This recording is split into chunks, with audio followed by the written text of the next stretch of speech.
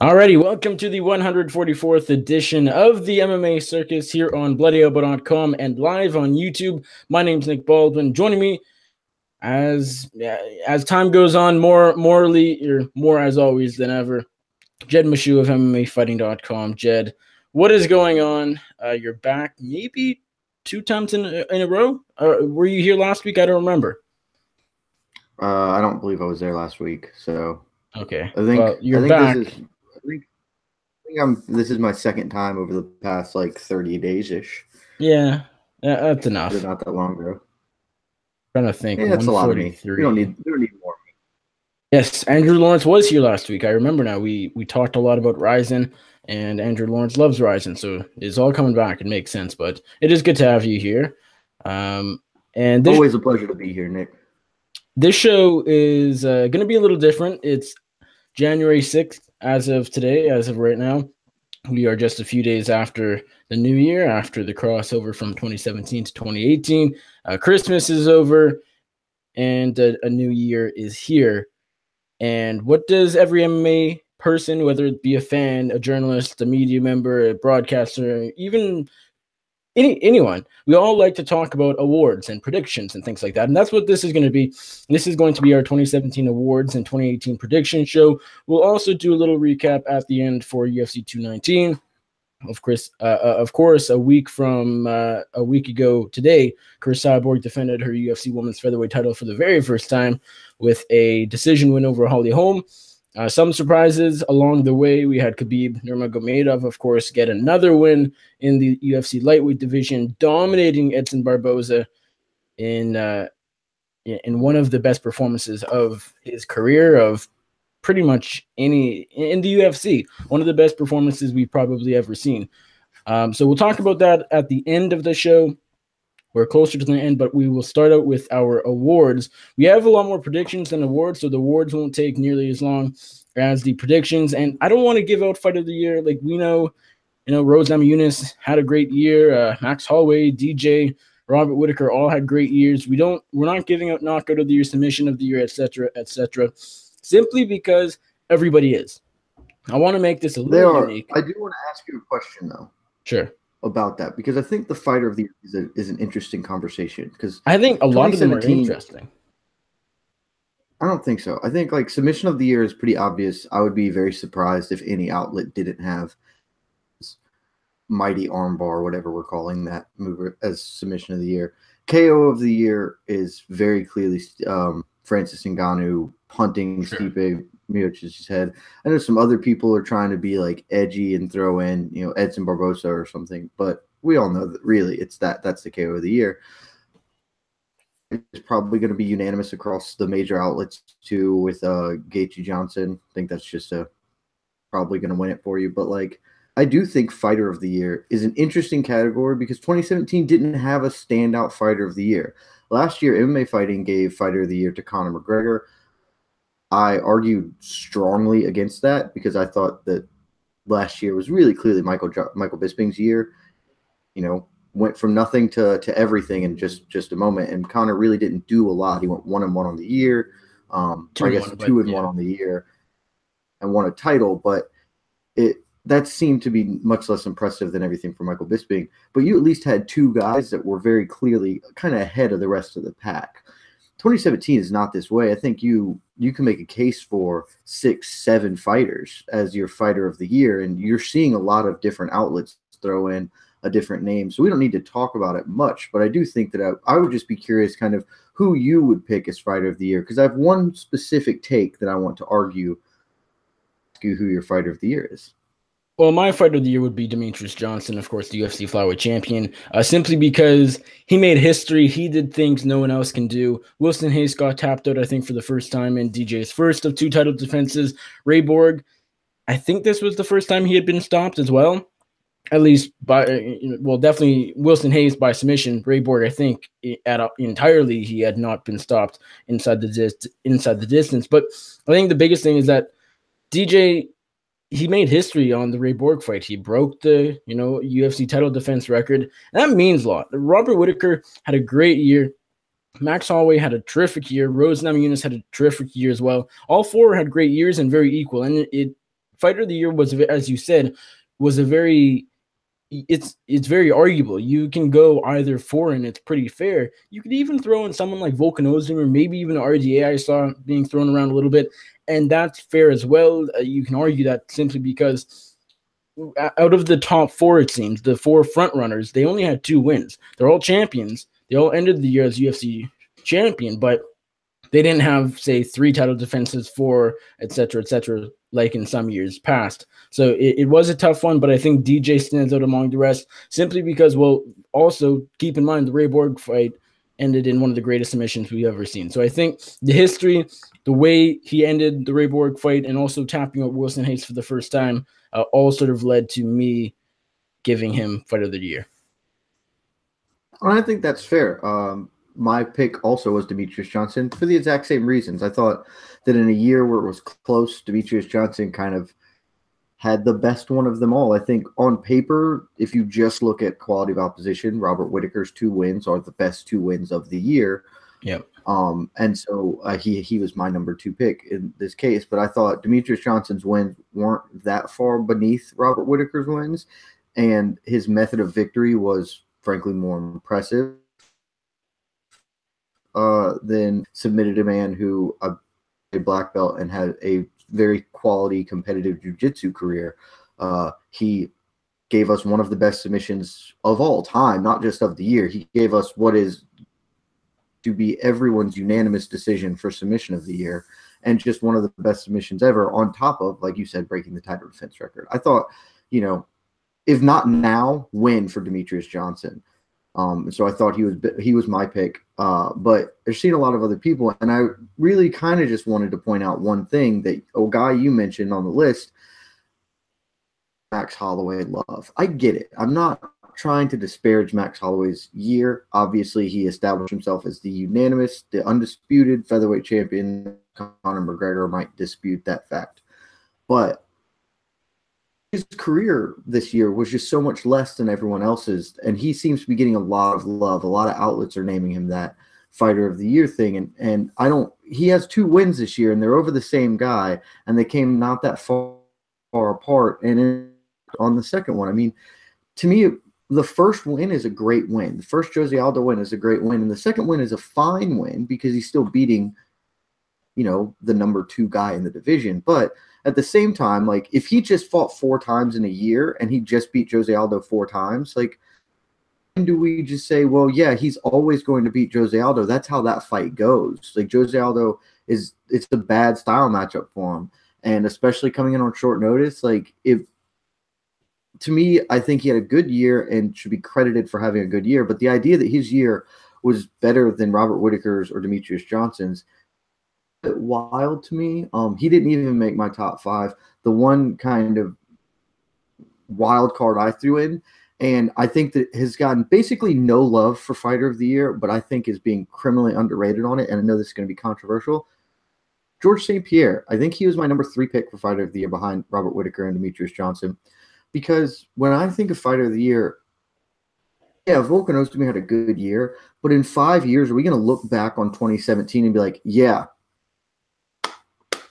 that was the year in no time? Like, no. When you look back in the future on 2017, who are the fighters who you're going to remember? What is the story? What are the big stories? And you're going to remember it was DJ's year where he did all the things. He broke the records. Robert Whittaker became the middleweight champion, did that. To an extent, I guess, Max Holloway dethroned Jose Aldo, kind of staked his claim as the next guy.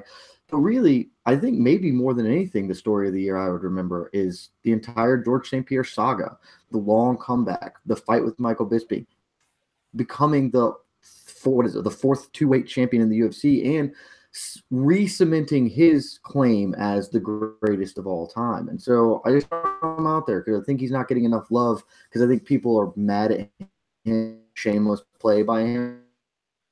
But I think you had a great year, George St. Pierre. I think it was one of the 5 best year predictions.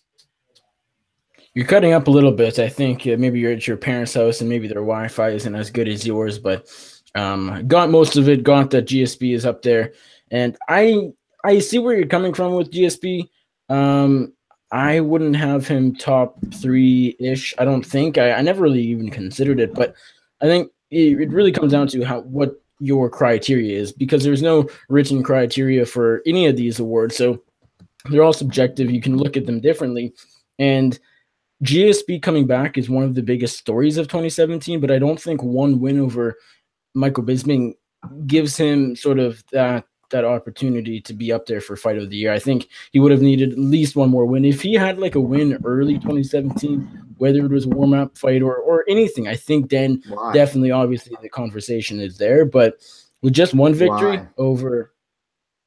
But why? Like, what is him beating some random person?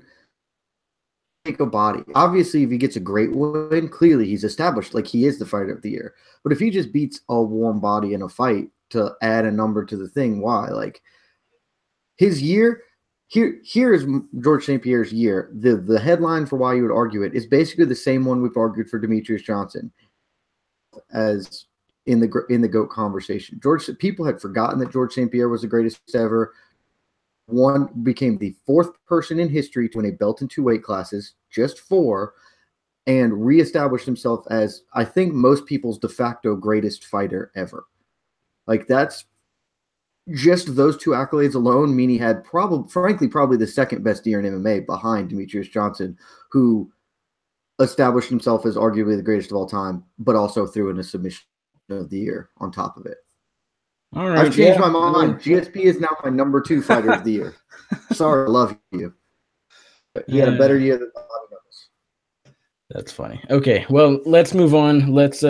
It's funny, I tweeted out just before we started the show, we're not giving out fight of the year and so on, and so now we're all looking very hypocritical. But let us move on. Let us go on. Shit. You shit. I ain't tweet out nothing. The rest of our 2017 awards. So our first one is going to be, we'll start, I don't know. Let's go with the best beard of MMA. We'll start things out a bit fun. Who, in your opinion, Jed, had the best beard in 2017? Julian Marquez started this very late, December 16th, Bell MTS Place in Winnipeg. He called out Tyron Woodley, the UFC welterweight champion, to a beard off. Do you give it to Julian Marquez? Do you give it to Woodley? Or is it someone else? I'll tell you what, I think there are a lot of good contenders in this category too. Emil Meek, not Veek. I don't really know why I said that. I think I was just thinking Valhalla, Mech, so I thought actually. Of V. But yeah, Mech, whatever. Emil Valhalla, great beard as well. But the reason I talk about fighter of the year is because I wanted to talk about Demetrius Johnson, because where he set himself apart from the rest of the crowd, from the George St. Pierre, from the Max Holloway, from the Rose Namajunas, is he's got a better beard than all 3 of those combined. I think Demetrius Johnson has your best beard in MMA.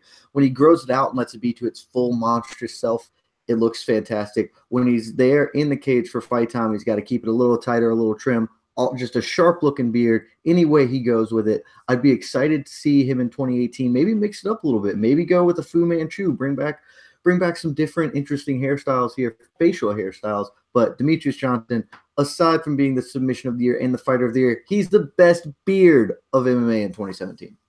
Now that I think about it, I was about to give my best beard of MMA award to Tyron Woodley, UFC welterweight champ, but man, Mike Beltran didn't have a great end to the year as far as his reffing. But how can you not give out your award to that long, luscious beard of Mike Beltran? It's an impressive mustache. That's true.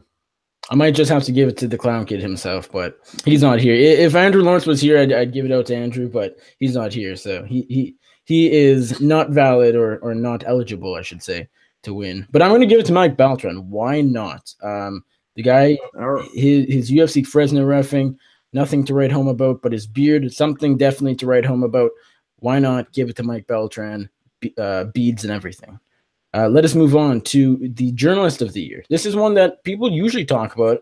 It's usually at the official MMA awards in February, but not many outlets have been talking about this one, so that's why I wanted to bring it up. Who is your Journalist of the Year? Some stand out among the rest. Who did the best work in 2017? Is this even a question? I think we all know the answer here, and it's Jed Meshew. He's just been the best journalist probably since he started in the game in 2016. He's really he's still young in the game, but he's really crushing. His work ethic is fantastic. He's always bringing the scoops. He's got the best opinions. They're not even opinions, frankly. When he speaks, it's just gospel facts. So Jed Meshew is my 2017 MMA Journalist of the Year. All right. Do you want to give a real answer, or just sticking with yourself? Why are we talking? Why are you acting like that's not a real answer? Are you suggesting I am not last year? I definitely am. Yes. Well, I'm going to have to fight you the next time I see you, because I think I have an unimpeachable claim to the throne. All right. Well, I'm going to give mine to Kareem Zen. You can sit on yours and consider what you just said and see if you want to change over the next few minutes. But I'm going to give mine. Kareem's an admirable number 2, but I think everyone knows, the people know who's the guy. All right. I'm going to give mine. How many times did Kareem Zen jump in to save the MMA Circus when it needed a co-host, huh? 0. I'm going to be honest, but saving the MMA Circus doesn't typically lead to Journalist of the Year. Maybe it should. Maybe.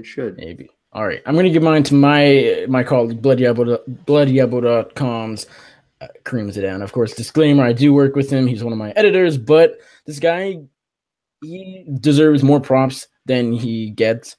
Let's be honest. He gets enough props. Or not enough, but he gets some. I should say he did a lot of good work on Ramzan Kadyrov. He was in the HBO Real Sports documentary about Ramzan Kadyrov, where the HBO reporter went over to Chechnya and was in Ramzan Kadyrov's palace and interviewed him. And one of the first North American journalists to interview him, I think, since 2014. And I think the reason I give Kareem Zidane this year's award, he helped bring the Ramzan Kadyrov MMA crossover situation to light more than any other year before. A lot of people know about Ramzan Kadyrov now because of the HBO award or documentary. Kareem was in that. He helped with that. And his reporting, even before 2017, 2015, 2016, and so on, helped bring this all to light as well. So I think Kareem reports what matters. He talks about things that actually affect the world and actually matter. Ramzan Kadyrov is not a nice person. He is not something you should joke around about, or, this is real world stuff. This is important matters. And a lot of what other journalists report, you can't. Kareem Zidane is a real journalist. A lot of other people are not, if we're being completely honest. So Kareem Zidane is the Journalist of the Year. He's not going to win, or I don't think he'll win the official award in February, just because popularity will decide a lot of that. But Kareem does great work, and if you don't follow what he reports and does, start doing it, because you're missing out a lot. Yeah, sure. I mean, if you like that kind of thing, I still think my pick's better, but that's just me. So you haven't thought of anything better? Still sticking with one Jed Meshew? I would not think of anything better. Jed Meshew is the clear-cut winner. It's not even close this year. All right, fair enough. Let's go to Commentator of the Year. We've had a lot of new commentators, maybe too many. We had Todd Grisham. We had Dominic Cruz and Daniel Cormier start, doing a lot more work in 2017. We had at the end of the year, we had Dan Heldy and Brendan Fitzgerald from Dana White Tuesday Night Contender Series. We had Paul Felder make his debut in the UFC commentary booth. A lot of great work this year in the commentary booth. Who is the commentator of 2017? Ooh! I see you snuck this one in there. I didn't see it before, so I literally added it. You just snuck it into the doc. So it's a great award. I like the idea, the thinking. I have some opinions. Okay, I'm going to give out my Commentator of the Year award, and I want to preface it by saying this isn't for the best Commentator of the Year. I'm going to give this out for kind of. It's when I look back on 2017, what's the thing I'm going to remember? That's how I like to look at end of the year awards, like 5 years in the future when I'm looking back, what'll be kind of the things that jump out of my mind.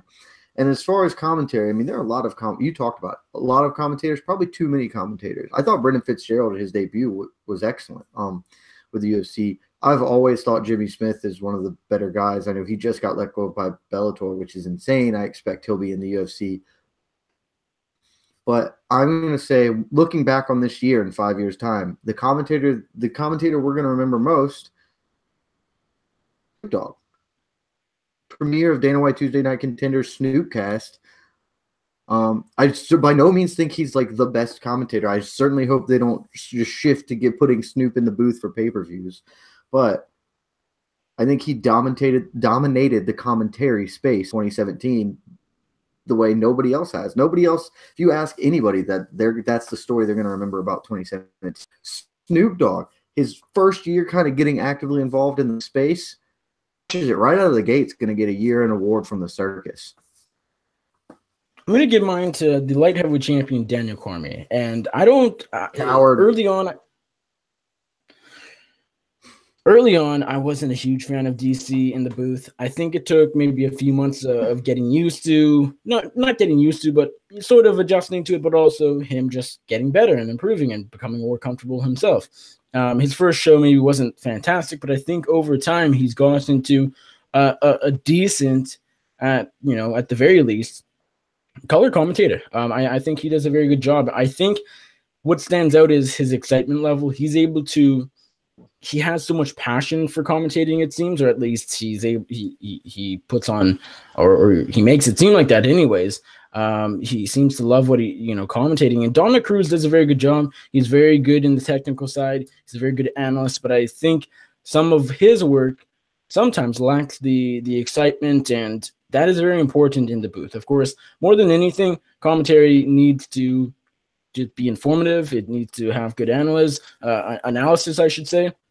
But I think the excitement level is very important. If you have a guy who is very monotone and doesn't sound good at all, you're not going to be interested in that at all. You're going to probably shut off your audio and just watch the video because it gets boring. Daniel Cormier cannot be a boring commentator. That is not something that can happen. He has improved a lot. I think him working with Joe Rogan is very good. They have good chemistry. Their conversations are good, are nice to listen to. I think Daniel Cormier has done a very good job in 2017, sort of being the third man in the booth in many situations for pay-per-views, and I think the UFC has realized that because he is working pay-per-views. He's not, Fight Pass with John Anik or whoever. He is sort of at the top, doing a lot of the pay-per-views. He's doing some Fox shows, and every now and then he'll do a fight night, maybe a two-man booth with Anik. But I think DC stands out among the rest. I think shout out to Brendan Fitzgerald. He did a very good job with his debut, and also Paul Felder. He's done a couple shows now, and Paul Felder is a color commentator to watch out for. Once he is done fighting for good, I think this guy is going to be one of the best color commentators in the UFC as well. So Paul Felder, runner-up, I would say, as a newcomer, but Daniel Cormier is a guy who's been doing this for a bit over a year. He gets my Commentator of the Year award. Felder already is. If we're going on best commentator, I think you talk Anik because he's such a professional. And he had sort of a struggle in 2017 and the end of 2016, kind of coping with the three-man booth they started forcing on him and finding his role in the space there. I think he's adapted to that well, but DC's a fine commentator. He's certainly improved a lot. This award in particular is, I think, even more subjective than any other because a lot of it is about what you particularly fancy. Of course. And I don't love DC's enthusiasm. I know that you cited that as a big thing, but when he shouted Thug Rose over and over again, a lot of people dug that. And if that's your thing, awesome. I'm not here to yuck your yum, man. To me, I don't really want that. I don't think Dominic Cruz is anywhere in the neighborhood of best commentator. I think he is a brilliant, knowledgeable human being. For what's going on in instant reaction analysis, I think he would make a sensational coach one day. I think his commentary painful for me to watch or to listen to. He does not let a moment breathe at all, and so he feels like he suffocates broadcast by constantly talking and constantly telling you everything, and not just letting a fight be. And he also really gets pinched into a narrative about what he would do in a situation and wanting every fighter to look like him. So I would hate a Cruz pick. I think DC's fine, but I think Butler is already the best color commentator working in space entirely. He's sensational. he's Brian Stan 2.0. Whenever he hangs up his careers, he's just going to be the next Brian Stan. It's going to be awesome. I can't wait for it. He did a great job on the Tuesday Dana White's Tuesday Night Contender Series. I never listened to the Snoopcast really because I thought Paul Felder was great, and they started giving him bigger opportunities. The more opportunities they give him, the better he's going to do. Booth. And this is one you wanted to do. Feud of 2017. Who do you got? I mean, I think that you've got some contenders here, but I think we'd be remiss if we didn't say it. You know, I don't like the guy any more than anybody else does. Maybe I dislike him more than most people does. I think some people could argue that. But if you look back on 2017, none of these year in awards will be telling the story that was Colby Covington this year. And I think we have to be honest representatives of the sport. I don't think we need to talk about the people we liked or the people we want. I think we need to talk about the storylines that mattered. And like it or hate it, feuding with everybody, but mostly just the country of Brazil. I think that's a huge story from this year. I mean, went to Australia and hurled a boomerang at Colby Covington's face, and it's one of the funniest things that happened all of last year. So like, versus Brazil versus the world is your feud of the year, and I think he's just not getting enough. I think that we need to have these conversations because I think it was a defining story of 2017. Well, good minds think alike. I was going to go John Jones versus Daniel Cormier. It seems like that would be a good answer for 2014, 2015, 2016, and even 2017. But I'm not going with that simply because it's a contender. And I think it died down. That's the big thing. John Jones, Daniel Cormier died down. It was fantastic in 2015 when they first fought. It was fantastic in 2016 when they were supposed to fight multiple times. But I feel like up until a week or two before UFC 214, Anaheim, California, when they fought in July of last year, I should say, I think it died down a little bit. I wasn't as excited. I think they started getting tired of bickering at each other every press conference, every media call, every time they see each other. And so I'm not going John Jones, Daniel Cormier feud of the year. I'm going Colby Covington. I mean, this guy has made a name for himself in the kind of worst way possible. I can't say it's the worst way because he still made a name for himself, but people hate Colby Covington. People despise Colby Covington, what he represents, what he's all about. Everything Colby Covington, people just think is atrocious. And it's fair. I mean, the guy trashes countries, Brazil. The whole Star Wars thing that we talked about on Before the Battle episode last month. I think Colby Covington versus Star Wars fans is a good one. Colby Covington versus Brazil. Colby Covington versus Verdun. Colby Covington versus the world. Versus, as you said, the world. Anything with Colby Covington versus blank. I think that's the feud of the year. I'm going the world, sort of like you, just because there is so many things, so many people that dislike Colby Covington, so many people that Colby Covington dislikes. So Colby Covington has definitely one of the biggest stories of the last bit of 2017. Just him hating on just about everybody and everybody hating on Colby Covington. So that's my feud of the year. I'll tell you what, the DC Jones feud would have been a good one, but like you said, it's been on too long. And then it ended so tamely, but then it recropped back up when Jones failed again. So after the fight, they didn't really have any beef because DC can't be mad at him anymore because he got knocked out. But the whole thing, that's not the feud of the year. That's the feud of our lifetime. Yeah, that's one of the bigger feuds of UFC history. But ever. No? It's one of the biggest feuds ever. Ever in ever. MMA. I thought you said never. I'm like, I think you're off on that. No, but yeah, definitely one of the biggest feuds ever, which is insane because it's such an enormous feud, but there's no real back and forth. DC won both fights decisively, so it's insane to consider that, and that there's not so it's our Ali Frazier, but our Frazier never got the win over Ali, so it's just wild. Well, it's simply because John Jones lost outside the cage, but we don't need to go into that. Everybody knows what happened. Yeah. A couple more here before we move on to 2018 predictions. What is the UFC's smartest move? We always talk about how UFC does dumb things. They're more often than not on the doesn't get it side instead of gets it. But the UFC, let's be honest, they're the biggest UFC or MMA promotion in the world. The UFC has long been sort of the Kleenex of combat sports. We think of UFC, or people think of UFC and think it's the sport, when really it's not. We always have to have that conversation with people. I don't know what they're talking about, but ultimately the UFC does once in a while do some smart things. What was the smartest move they had in 2017? I'm interested to hear yours on this first. I've been leading the charge every time. Why don't you lead us for once?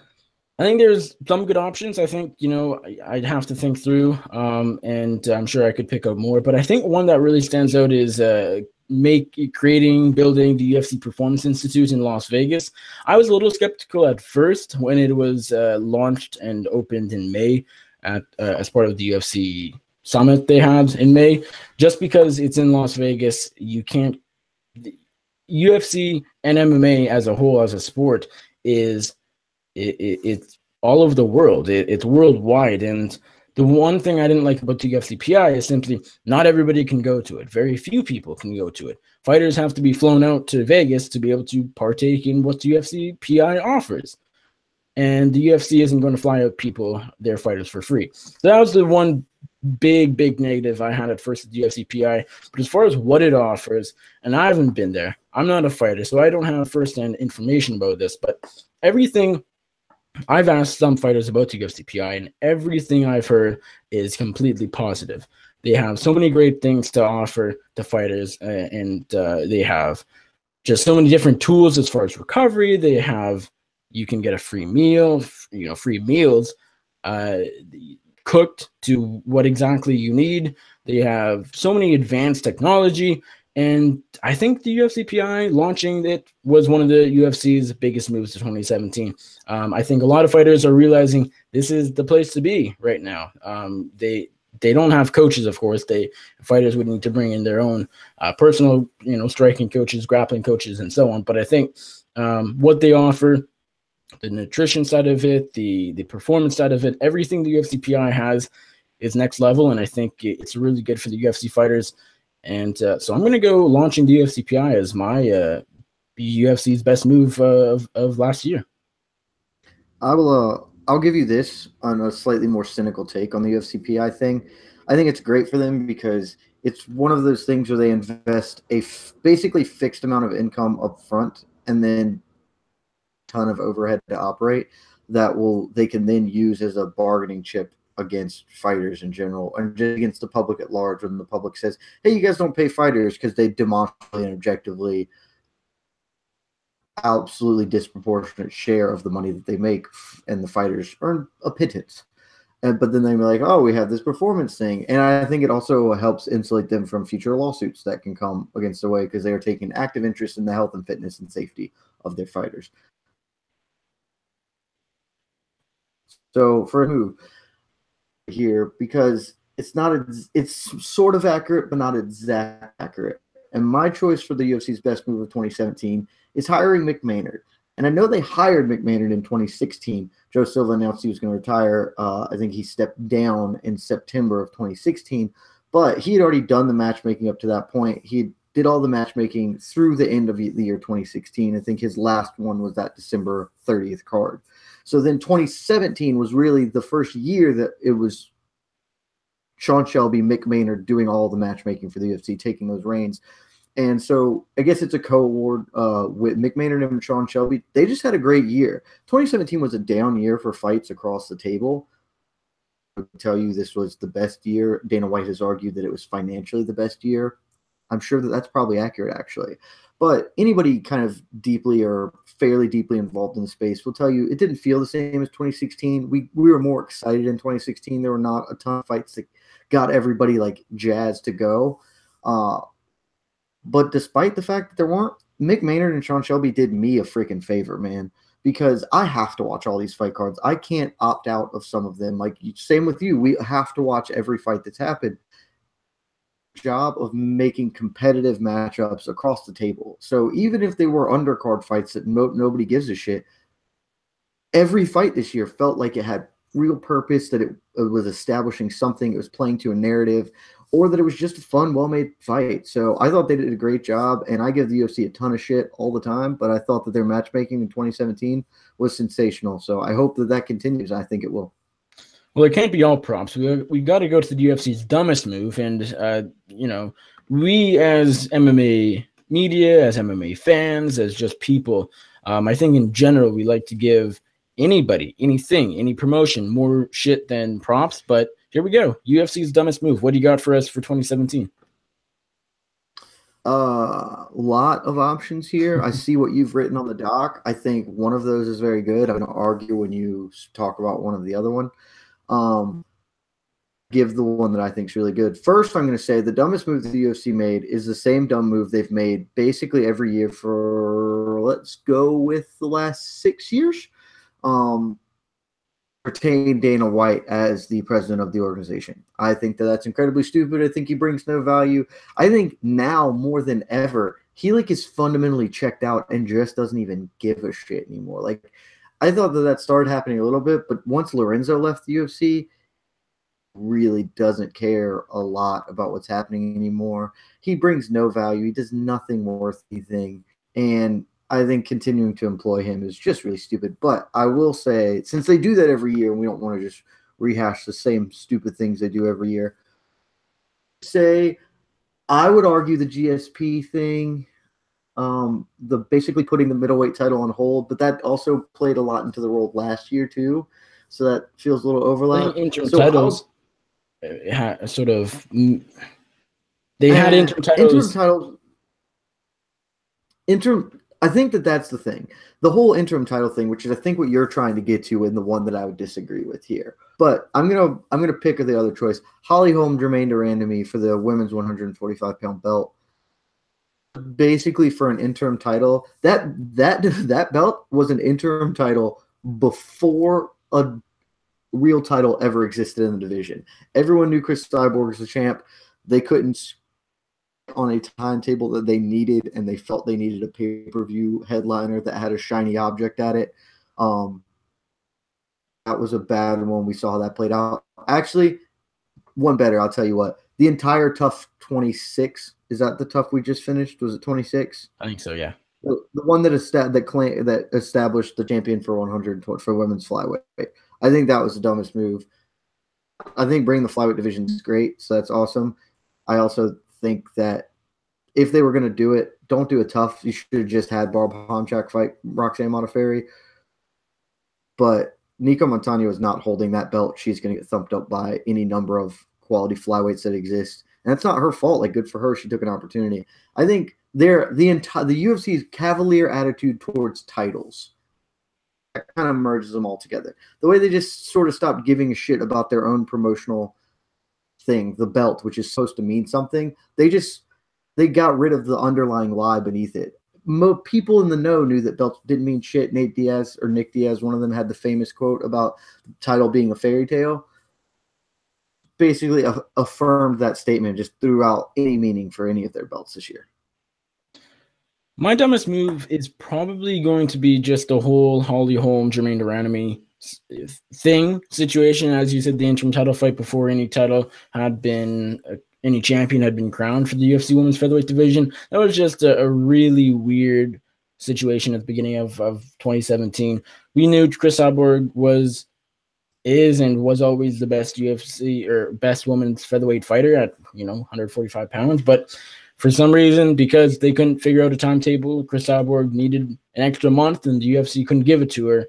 And the UFC sometimes doesn't like Chris Cyborg, or at least they didn't early on.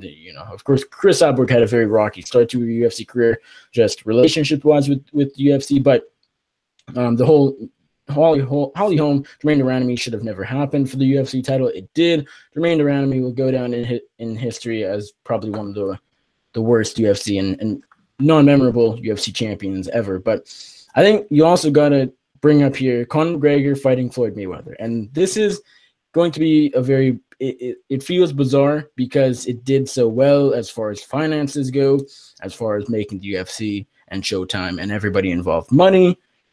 But I think this was a very, very it was a lot more short-term than long-term as far as positive for the UFC, particularly. Showtime doesn't care because Floyd Mayweather was retiring anyways, and ultimately this was good for Showtime and the boxing side of it. But for the UFC, they potentially lost multiple fights for Conor McGregor.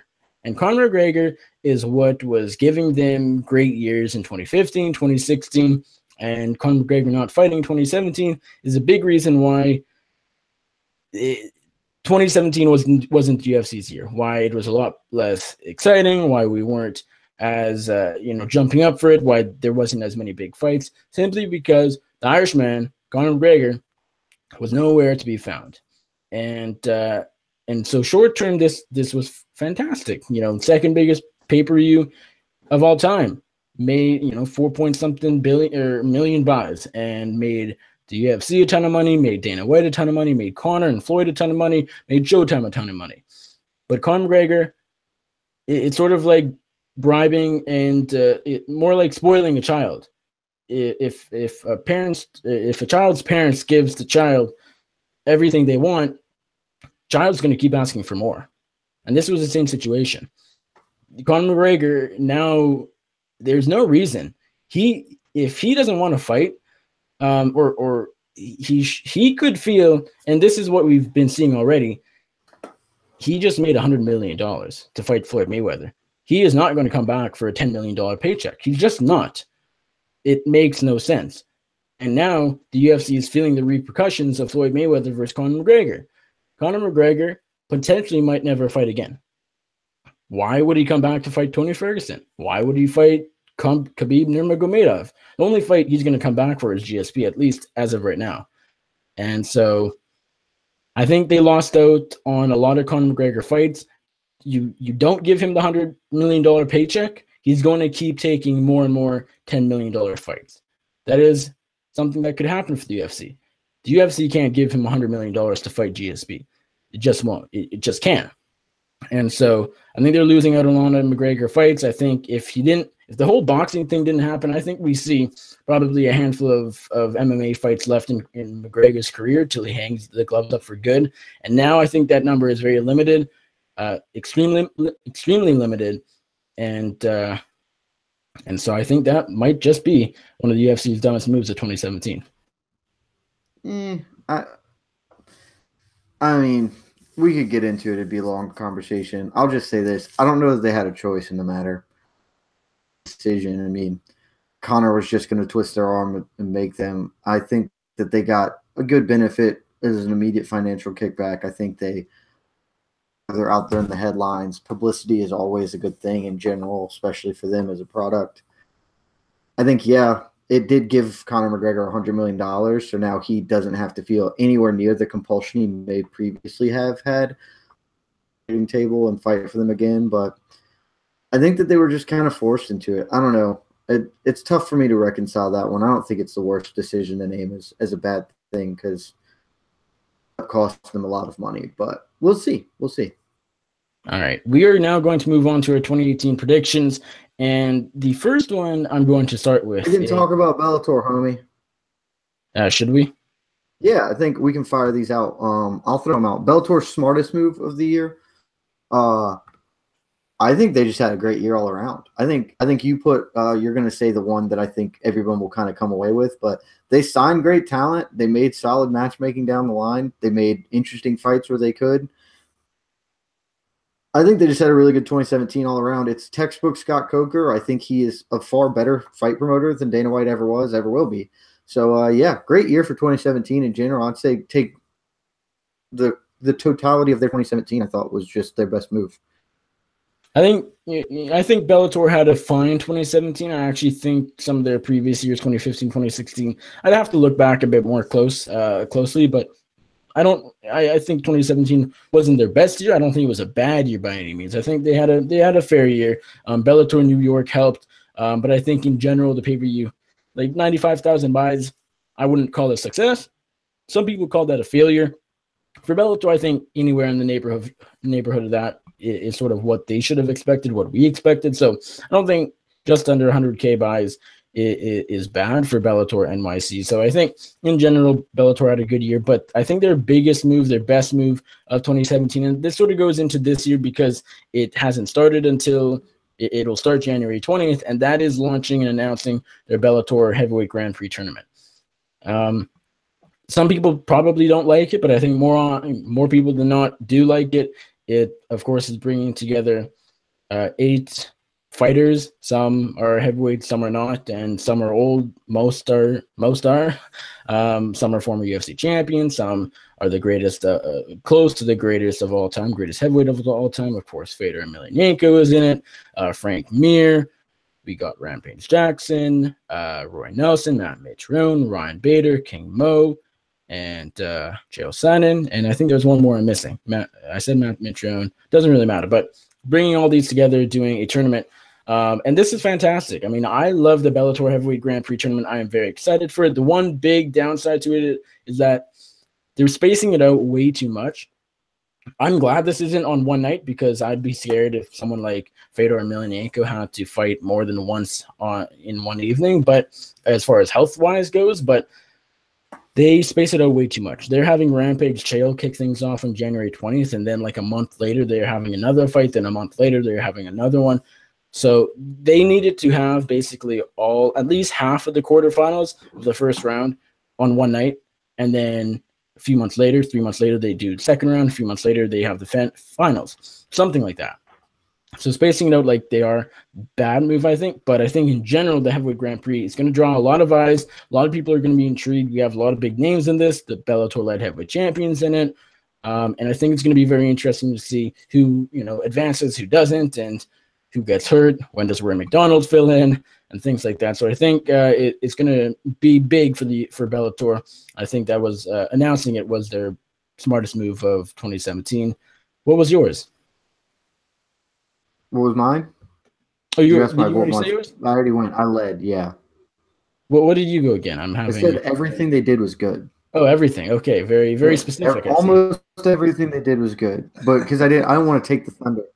All right. I think the Heavyweight Grand Prix as the single thing was the best single thing they did, though. Yeah. Okay. Bellator's dumbest move. Do you want me to go first, or shall you? You can go first, because I don't want to talk about this one anyway. But I think you're right with it. I think Bellator's dumbest move was very, very clear. As you said, I think Scott Coker is actually better promoted than Dana White. I think what Bellator does is better than UFC. But the biggest negative of Bellator MMA is the fact that all of their European shows are on goddamn tape delay. This is 2018, folks. Sports on tape delay is not a thing that should happen with social media, with the internet, with everything. Just tape delay in general shouldn't be a thing, but in sports, that is ridiculous. Bellator, I don't watch most of the European shows simply because I'll probably end up, seeing something on social media. I'll be on Twitter and see a result. And I'm not going to go back and watch it in the evening if I don't have to, of course, if I'm not, didn't sign up to cover it or specifically or whatever. So a lot of their European shows, I don't even end up watching. Some I will catch if it's really important. If like Rory McDonald was like when Rory McDonald fought in London again or wherever against Paul Daly, I obviously watched that. But a lot of them are their lower shows, so it doesn't matter as much because more often than not, it's not their tentpole events. But in general, it is very setting them back quite a bit. I can't stress it enough. Tape delay in sports in 2018 should not be a thing. I think another thing with Bellator kickboxing, they aired on Spike, now I guess on Paramount Network, a week later for their kickboxing shows, and that's even more crazy. And so, Bellator is a great promotion, but I think they need to figure out their tape delay stuff and figure out how they can air their European shows, and I guess not just European, because even in Asia as well, live. So is that it for? I haven't given my dumbest, but I will say I think that you made a statement that's actually, I'm pretty sure, objectively wrong. I don't think it hurts them anyway. I think their numbers do almost identical, regardless, because nobody really knows.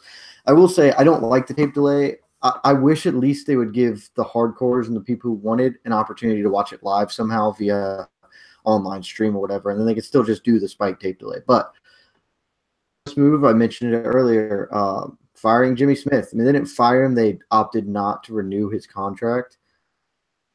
I think that's a bad move. I think he's one of the best commentators in the game, and they should have re-upped him. So that's my call for Bellator. And now, sir, now we're done.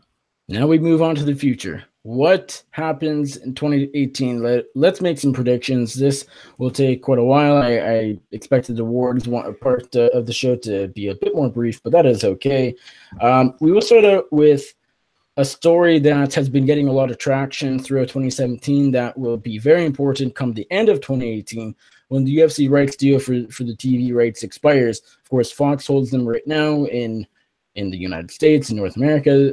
Well, Canada, of course, it's TSN and Fight Network. But as far as the US goes, it has been Fox for the past number of years. And the TV rights deal comes to an end at the end of 2018. I believe it is in October. I could be off there. Might be November. Who do you think? Let's sort of talk about this a little bit. Who holds the UFC TV rights for the US at the end of 2018? Who do you see as the sort of front runner as who can get those rights? I think it's going to be a digital media platform. I don't think it's going to be one of the established brick and mortar things. This is based purely on speculation. And frankly, I wouldn't be all that shocked if Sports One just kind of retained them, maybe at a shorter deal. Maybe the UFC wants to try and renegotiate their deal on a quicker timeline next time. I'm unclear for a lot. But because they're asking for a lot and because just the way the space moves in general, I think it's going to be like Hulu's, like Amazon Prime or Hulu streaming or something like that. They're going to, or even Facebook are going to, you know, all these media things are trying to acquire more content makers, and the UFC is an established content maker with an established base of loyal supporters that will follow, and maybe they think they can leverage entertainment in a more productive way. So I think that's it. I think it's one of the digital services becomes their rights holders.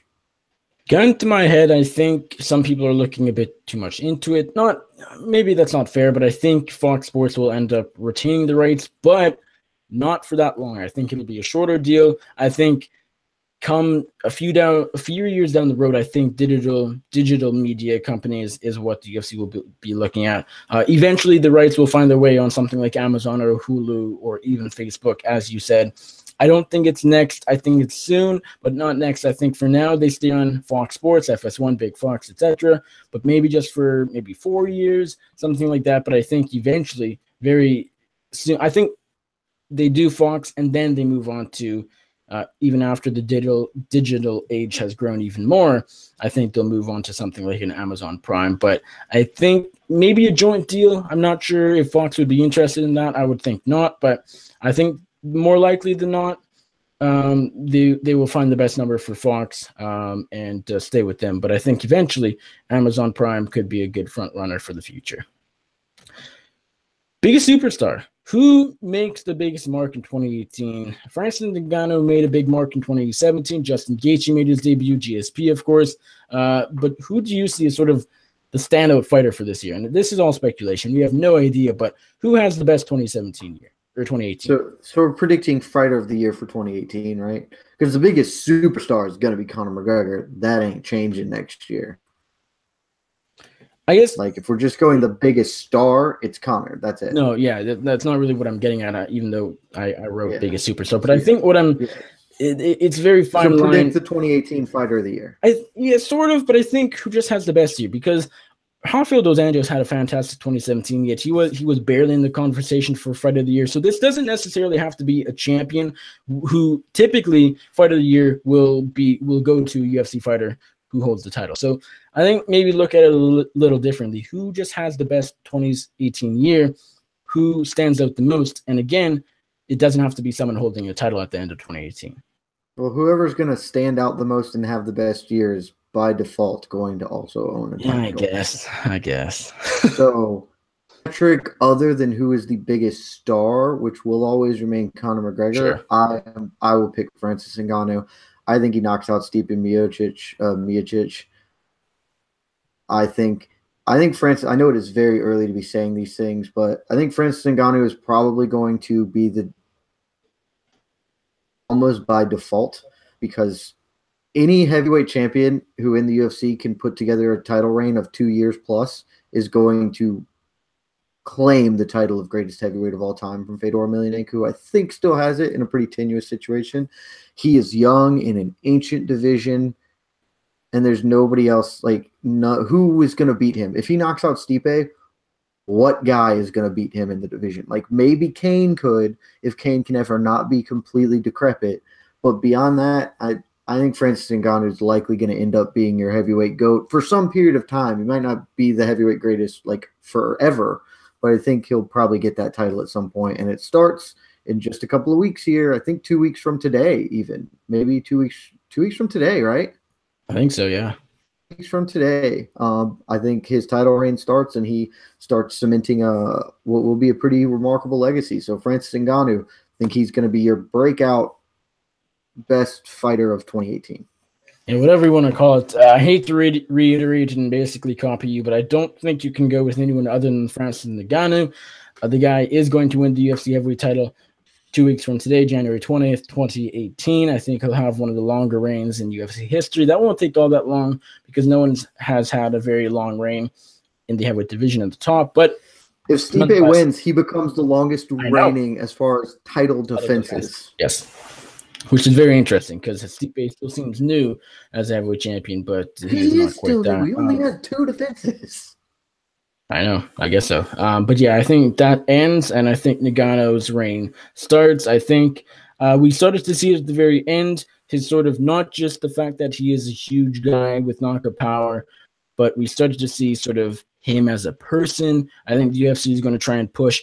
They should push. I'm not going to say they're going to, because I think if the UFC was a smarter promotion, they would. But his African heritage, I think, even just wearing, him wearing his traditional clothing is sort of a sign that it means a lot to him. His background. But I think that's something they could push. I don't think they will, because the UFC doesn't like to push personal things like that. They just focus on, this guy has big knockout power, and that left hook was fantastic, et cetera, et cetera. But I think Ngannou is going to have a huge 2017. I think he'll probably beat Stipe for the title and probably defend it once or twice afterwards. Considering heavyweight shallow, probably just once. But I think at the end of 2018, I think we'll be talking about Francis Ngannou as one of the standout fighters of the year. Does Conor McGregor fight? Does Conor McGregor return? Does he fight in 2018? Yes or no? What was that? Does Conor McGregor fight in 2018? Yeah. And MMA, UFC, not boxing. Yeah, definitely. Against GSP? It's GSP. I'm going to go the same. I think Conor McGregor does come back. I'm not confident, because even though Dana and UFC says GSP Conor shouldn't happen, it won't happen, that means it will. I'm still not confident it will, because I'm not confident in GSP coming back. I'm not confident in Conor coming back. And Conor's going to make like 20, 30 million maybe for that fight. But even still, that's still a huge cut down from what he last made. And so he's always going to take a cut, and he knows he's going to take a cut. He didn't make $100 million. He didn't make $100 million because he was going to make $100 million. He made $30 million guaranteed, and the rest he got on pay-per-view kickbacks because he sold 4.6 million pay-per-views. He knows he's not going to pull the same numbers, and as a result, he's not an idiot. He knows that he does not command a $30 million baseline pay price on that. Probably 15. I think he'll probably actually will negotiate $20 million as a baseline salary plus points. Would be my guess. Maybe a shitload of money, but he knows he can't make the same money fighting Floyd because he can only do that the one time. So yeah, we're both going yes. I think you're a bit more confident than I am. Our next question was, does GSP fight again? He boxes next year too. I think that's actually. I think he has an MMA fight, and I think he boxes next year. And I think it's going to be GSP early summer and Pacquiao in the fall or late 2018. Sure. So next one was, does GSP fight again? We're both yes on that one. Here's an interesting one. Does John Jones fight in 2018? No.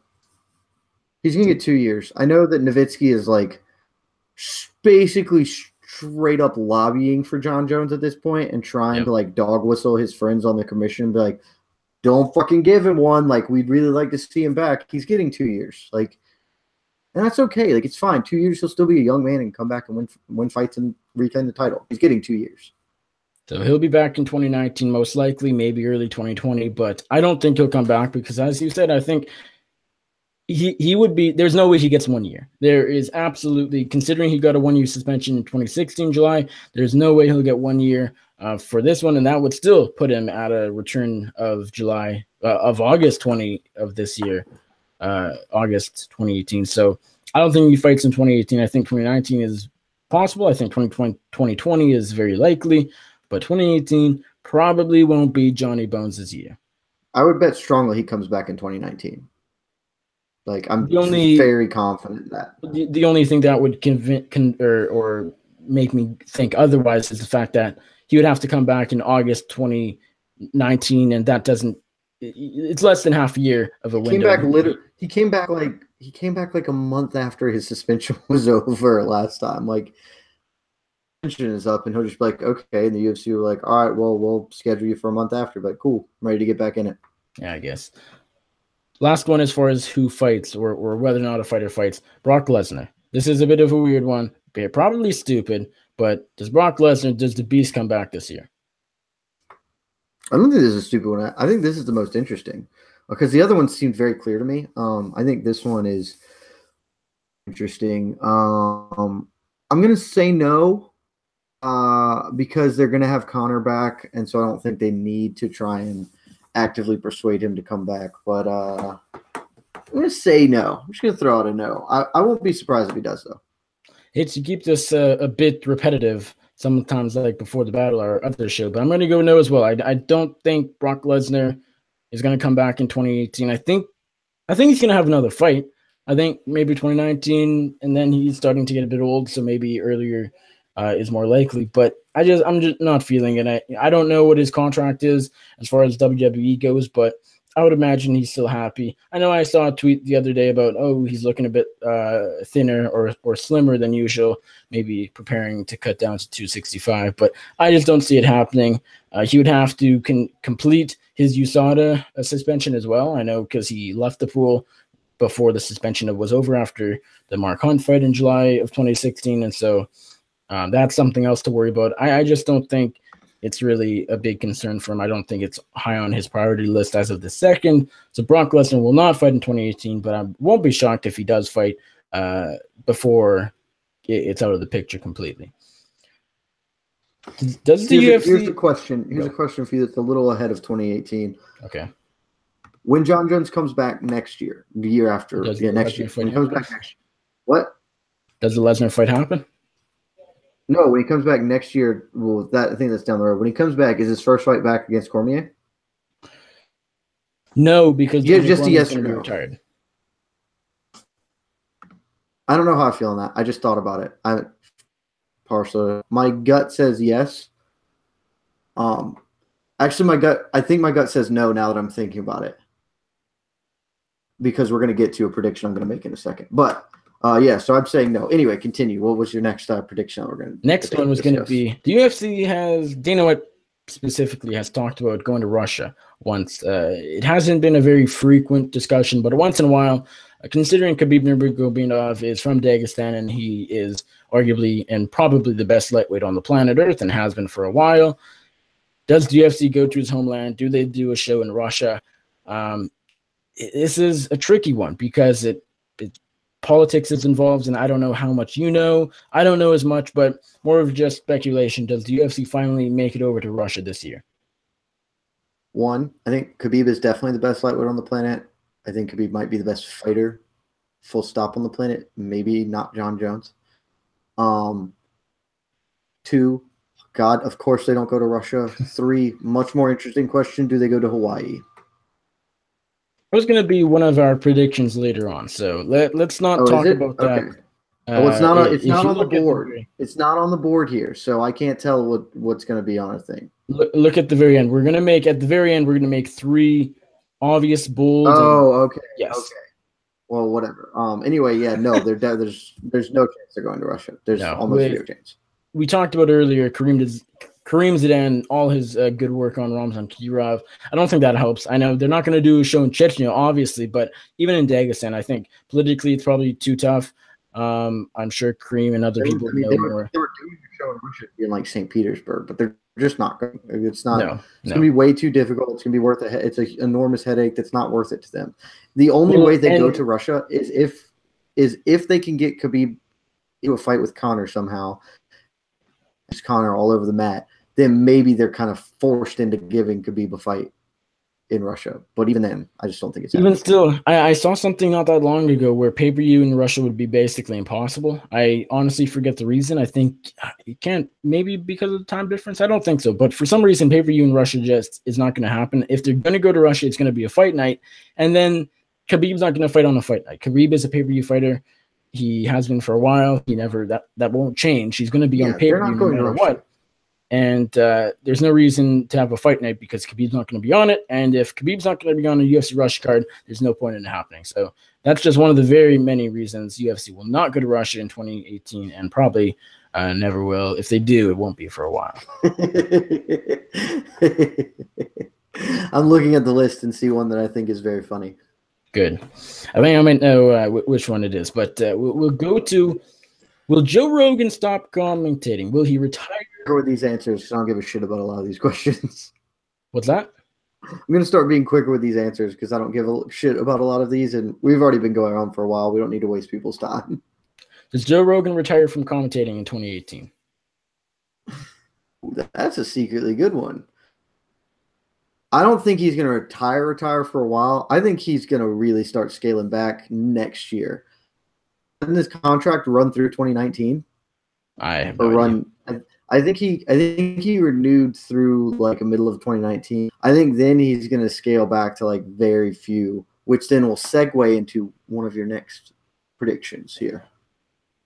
If you just want to seamlessly segue us there, you can tell us whether you think Rogan's going to retire, and then we can move to the very next one. Joe Rogan is not going to retire in 2018. It won't be that long after, though. He stopped doing the Fox shows. He stopped doing non-American pay-per-views, and so he's already started to scale back, and I think he'll just continue that. I think he likes it enough to keep going at it for at least 365 more days, but I don't think it'll be long after the end of 2018 where we really start to see a change. And, we have so many good other options, Paul Felder, Daniel Cormier, so many good color commentators in the UFC. Dan Hardy, of course, he could take a higher role in the UFC booth. The UFC ultimately doesn't need Joe Rogan. I like Joe Rogan. I don't think he's a fantastic commentator anymore, but I think he's sort of, fans love him. He's in a way the face of UFC commentary other than Goldberg, which is kind of funny. But yeah, I think Joe Rogan sticks around for a little bit longer, but not that long. He's been talking about stepping down before, and so I think at this point it's just a matter of time. And it just comes down to when that happens. But if I have to say against my head, it does not happen in 2018. He'll go on for a bit longer. Jimmy Smith to the UFC. Does that happen? Does the UFC hire Jimmy Smith? Is this the one you wanted to talk about? Yes. Yep. He 100% comes to the UFC next year. I would bet anything on it. And I think he takes over for Rogan as Rogan scales back even more, certainly. I think Jimmy Smith, John Anik is going to be your booth for the majority of the next, and then you'll have other third commentator teams thrown in there with, DC or Felder or Cruz will get a third man in the booth spot. It's very interesting just because I feel, and there really isn't because they're all color commentators, but there seems to be a difference between like a Joe Rogan and a Jimmy Smith sort of grouped together. And even Dan Hardy you can throw in there, and someone like Dominic Cruz or Daniel Cormier, because there's a big difference between fighters and former fighters and non-fighters. Do you agree? Yeah, there should be. The way a three-man, I think three-man booths are usually dumb and everyone fights over themselves. But the way the booth would optimally work if you're going to do it is you have a play-by-play guy. You have John Anik literally calling the plays. Then you have your color guy who would be your Rogan or your Jimmy Smith, who Rogan and Jimmy Smith aren't actually super well built for this because hamstrung by being stuck with Goldie forever, who basically didn't do anything he was supposed to really other than read his ad read he was supposed to do. So Rogan had to sort of be play-by-play and color commentator and analyst. But an optimal booth would have play guy, a color guy, and an analyst. Would cover the technical fighting aspects of the game. Rogan, for a lot of his career, did that, and would talk about the groundwork and the jiu-jitsu and the striking. Rogan doesn't need to do that because he doesn't have a ton of expertise in that. I mean, both he and Jimmy Smith are Brazilian Jiu-Jitsu black belts. They have around and they train and stuff, but those would be better served to be dealt with by Dominic Cruz coming in and be like, oh, you see that there? Every time Joanna Jędrzejczyk's coming in, her head's straight up in the air, and so Rose is able to counter a right-hand shot. Be providing context and background color. Like, so we should be like, yeah, Rose Namajunas, she has this mantra that she says over her head. She just says the Lord prayer over and over. It keeps her focused, keeps her zen-like. And then the play-by-play is giving you the play-by-play. And those three roles should integrate seamlessly into one product. Because the UFC hasn't been great about what they're doing, a lot of that has been overblended. I think it's starting to figure that itself out a little bit more in that way. And I think if a production person kind of made it happen, then that would work fine. Yeah, so I think, as you said, Jimmy Smith will definitely come to the UFC. I think, the day Jimmy Smith left Bellator and parted ways with the organization, your colleague Ariel Helwani of MMA Fighting already said they're basically already in talks. The UFC has been interested for a while. Yeah. They're interested, and so it's going to happen. It's just sort of like Joe Rogan leaving. It's just a matter of time.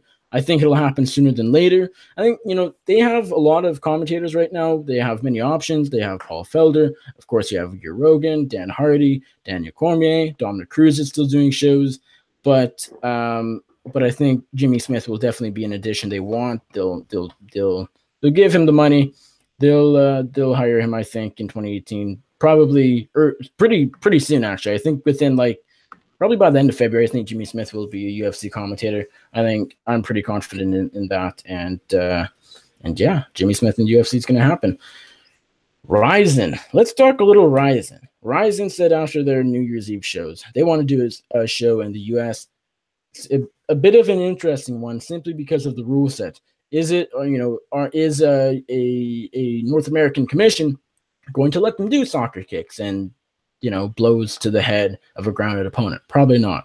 Does Ryzen still go ahead with that, or do they just stick to Japan? What do you think? Does Ryzen live up to what they already said they want to do and do a show in North America, or is that scrapped? I think they'll come do a show here. They'll just have to follow the unified rules, unless they really want to get out there and go Indian reservation with it. Maybe, but yeah, they're going to come. I mean, you saw Pride at the end of its run did the same thing. You did it, a fan then, but Pride at the end of its run came and just did the thing and pulled on some of the stuff. So I think, yeah, Ryzen will just come and they won't have soccer kicks. I don't think they'll come with an enormous card, but I think they'll try and open their brand up a little bit to the North American audience more. I think one champion, this was sort of off, but I think if any international organization is going to do a show in America, I think it should be One Championship, because One Championship is one of the bigger MMA organizations, but no one in North America knows about One Championship. They do very, very little to expand their audience in North America, in the US and Canada and so on. And I think One Championship should actually consider doing a show in North America. They should be interested in expanding their audience in North America. I'm not sure if they are. Ryzen, just considering, based off the fact that they want to do a show in the United States of America, I think they'll be okay with following the unified rules. It's not ideal, but I think they'll do it. And I think they will do a show in the US, but they've been very focused on their Japanese prospects. We've seen Reina, who lost last weekend, but she's still a very high prospect that Ryzen has been pushing as a women's atomweight fighter. We have Tenshin, who of course won the kickboxing tournament last weekend. They're pushing their prospects. They sort of, 2015 and early 2016, they were doing a lot of the, having King Mo win their tournament, having Fedor in there. They had Mirko Krokop still around, but they're sort of moving into pushing their Japanese prospects, I think, a little bit more. That's something we talked about last week when Andrew was here. But I still do think that they want to focus on North America a little bit, and so I think they'll do a show here. But will it be a huge success? No. Will they come back? Probably not, but maybe a one-time thing. I could see it happening. Another organization that is sort of kicking off this year is the Professional Fighters League, PFA. What is it called? Professional Fighters League? I think that's it, right? I think it's PFL, not PFA. PFL, that's what I meant. But I was thinking of the Professional Fighters Association, which has been a bust. So that's what leads to this question. The PFL, Professional Fighters League, formerly World Series of Fighting, is it a failure? Do they bust in 2018? Is 2018 their first year? Or do they have a bit of success with their tournament format? Define bust. Do they exist by the end of this year? Yeah. I mean, Look, they're gonna have a really bad year. so basically that's a bust. I'm not asking if they're going to be around at the end, December 30th. I think they might still exist because I don't know. I'm gonna opt not to say what I think I was gonna say here because that seems like I should. I'm casting some major aspersions there that could be considered libelous or slanderous. So, yeah, I think they might still exist. In the way that some things exist that are getting money from ancillary income streams. I don't think they will exist on their own merits. I don't think it will be a profitable organization as far as on the books, and I don't think it will have any fighters anyone really gives a shit about. Yeah. I guess by those definitions, it's going to be god-awful. Yes, that is what like I have zero a bust. of watching any PFL fights this year. Zero. And I have to watch fights for a living. It's what I do. I have some interest in it simply because I wasn't around when this tournament league format was a bit more out there, when it was a thing more. I guess Bellator sort of did it there with their seasons, but I think Bellator, the fact that they moved on and they had some success with it, but I think just MMA it just doesn't work nearly as well as just the regular format. The UFC, Bellator, how they have champions and put on fights, and seasons are just sort of weird with MMA. MMA has always been a year-round sport, for lack of a better term, and so I don't think the PFL will have a great year. I don't think they'll fold in 2018, but I think it'll mostly be a bit of a failure. A lot of their fighters, I think. Can you name two of the PFL's, I guess the WSOF, but the PFL champions, the current champions of the organization? Well, the current champions don't have the belt anymore. I know that they don't because they haven't been crowned, but name two of the four guys on. Yeah. Andre Harrison and John Fitch. There are two more because of all the divisions. They only have four people who were stripped as champion or whatever. Name one of the other two. Well, Marlon Rice left. Justin Gaethje left. Lance Palmer's not the champion. David Branch is gone. So I guess you have Blega Ivanov. Oh, can you complete it? There's no chance you get this one. He doesn't even have a Wikipedia page. Oh, it's the guy who won the featherweight title, right? No. Incorrect. Andre Harrison is your featherweight champion. You already talked about it. It's the flyweight, right? Bantamweight, Bekbalat and Magomedov. Oh, right. They crowned at the end of 2016. Right. I think I knew John Fitch was definitely, I might be able to have figured out Andre Harrison, Blago Ivanov is, but I don't think I would have remembered that he was a fucking champion. Like, nobody gives a shit about this organization. It's going to be terrible. All right, moving on. Back to the commentary booth. This is, well, take it for what it's worth. Will Mike Goldberg call the Bellator cage an octagon this year? 100%. It's my lock of the year. Bet it. The fact that's a great question. I can't wait for it. It's going to be awesome. He's definitely going to do it. The fact that Mike Goldberg has so many screw-ups in the UFC, even in Bellator, we know he still has the UFC in the back of his mind. He got excited when Conor McGregor was in the Bellator cage. Straight up, that's not even that's a very defensible one. He, for over a decade, just referred to it as the octagon. Oh, it's technically a screw-up. Is it a fair one? Absolutely. Yeah. People are going to make fun of it because it's going to be hilarious that he calls it an octagon when he's literally sitting next to a circle, but he's definitely going to do it. Yep, there's no doubt in mind. Next question: does the UFC women's featherweight division actually introduce rankings in 2018? And what I mean by that, in other words, does the featherweight division not just exist? It'll exist at the end of 2018, but does it actually have some fighters in it? No, they can't. If they the featherweight division such that it exists for women's mixed martial arts, actually Bellator owns 8 of the fighters. Or they don't own people, but you know what I mean. The people that would be top featherweights or fight for Bellator. So no, they don't. They're not going to introduce rankings. They're just going to keep bringing in single opponents for Chris Cyborg, or are they? Because we're going to get to it in a little bit down the line as far as some prediction work goes for.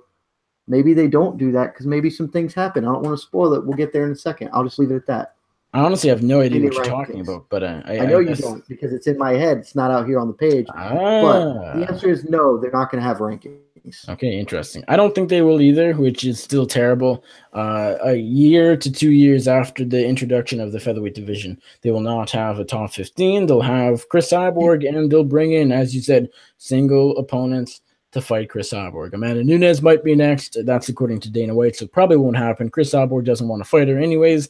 Megan Anderson seems like a front runner, but that is far from done. I don't think Megan Anderson, according to Ariel Helwani, is not even cleared to fight yet. So it's going to be interesting to see what happens, but it's going to be basically like bantamweight just blowing up a little bit, gaining 10 extra pounds, and fighting Chris Cyborg for the UFC title, a shot that they don't deserve. So that's going to be here's a 2018 featherweight division.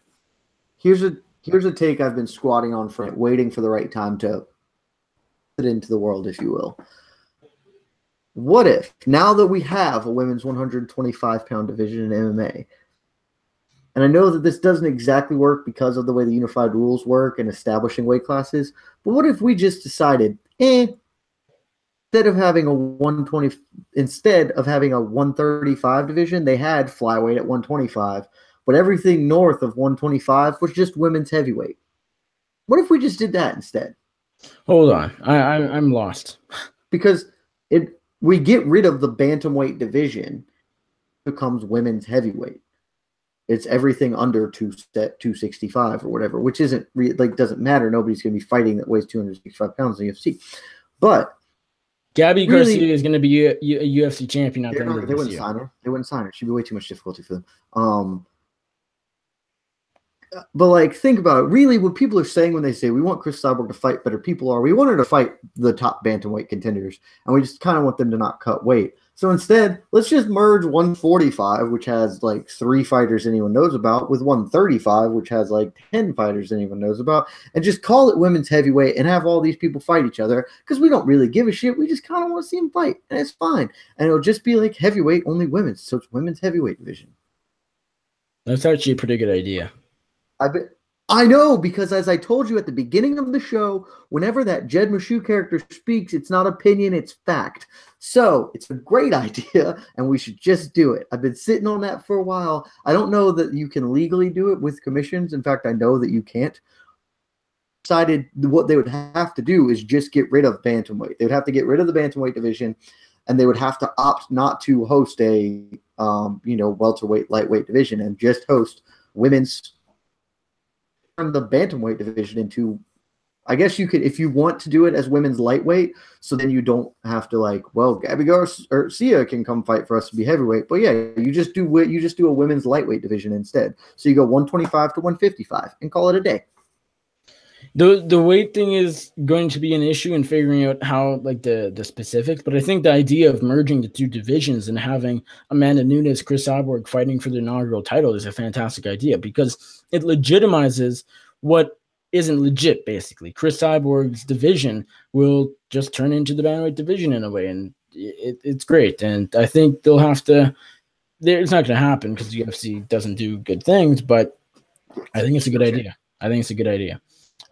Let us move on and let's talk about one fighter that's going to be signed. This should be maybe an easy question, pretty straightforward.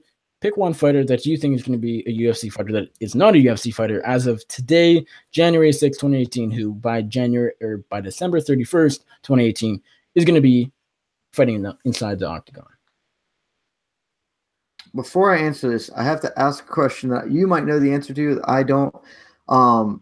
So I know that there is a recent WWE cast-off who announced his intention to go to MMA. WWE name is Jack Swagger. He's fighting for Bellator. And he's signed for Bellator. Yes. I didn't know if he was signed for Bellator or not. Okay, so that was really the question. Because I think that I'm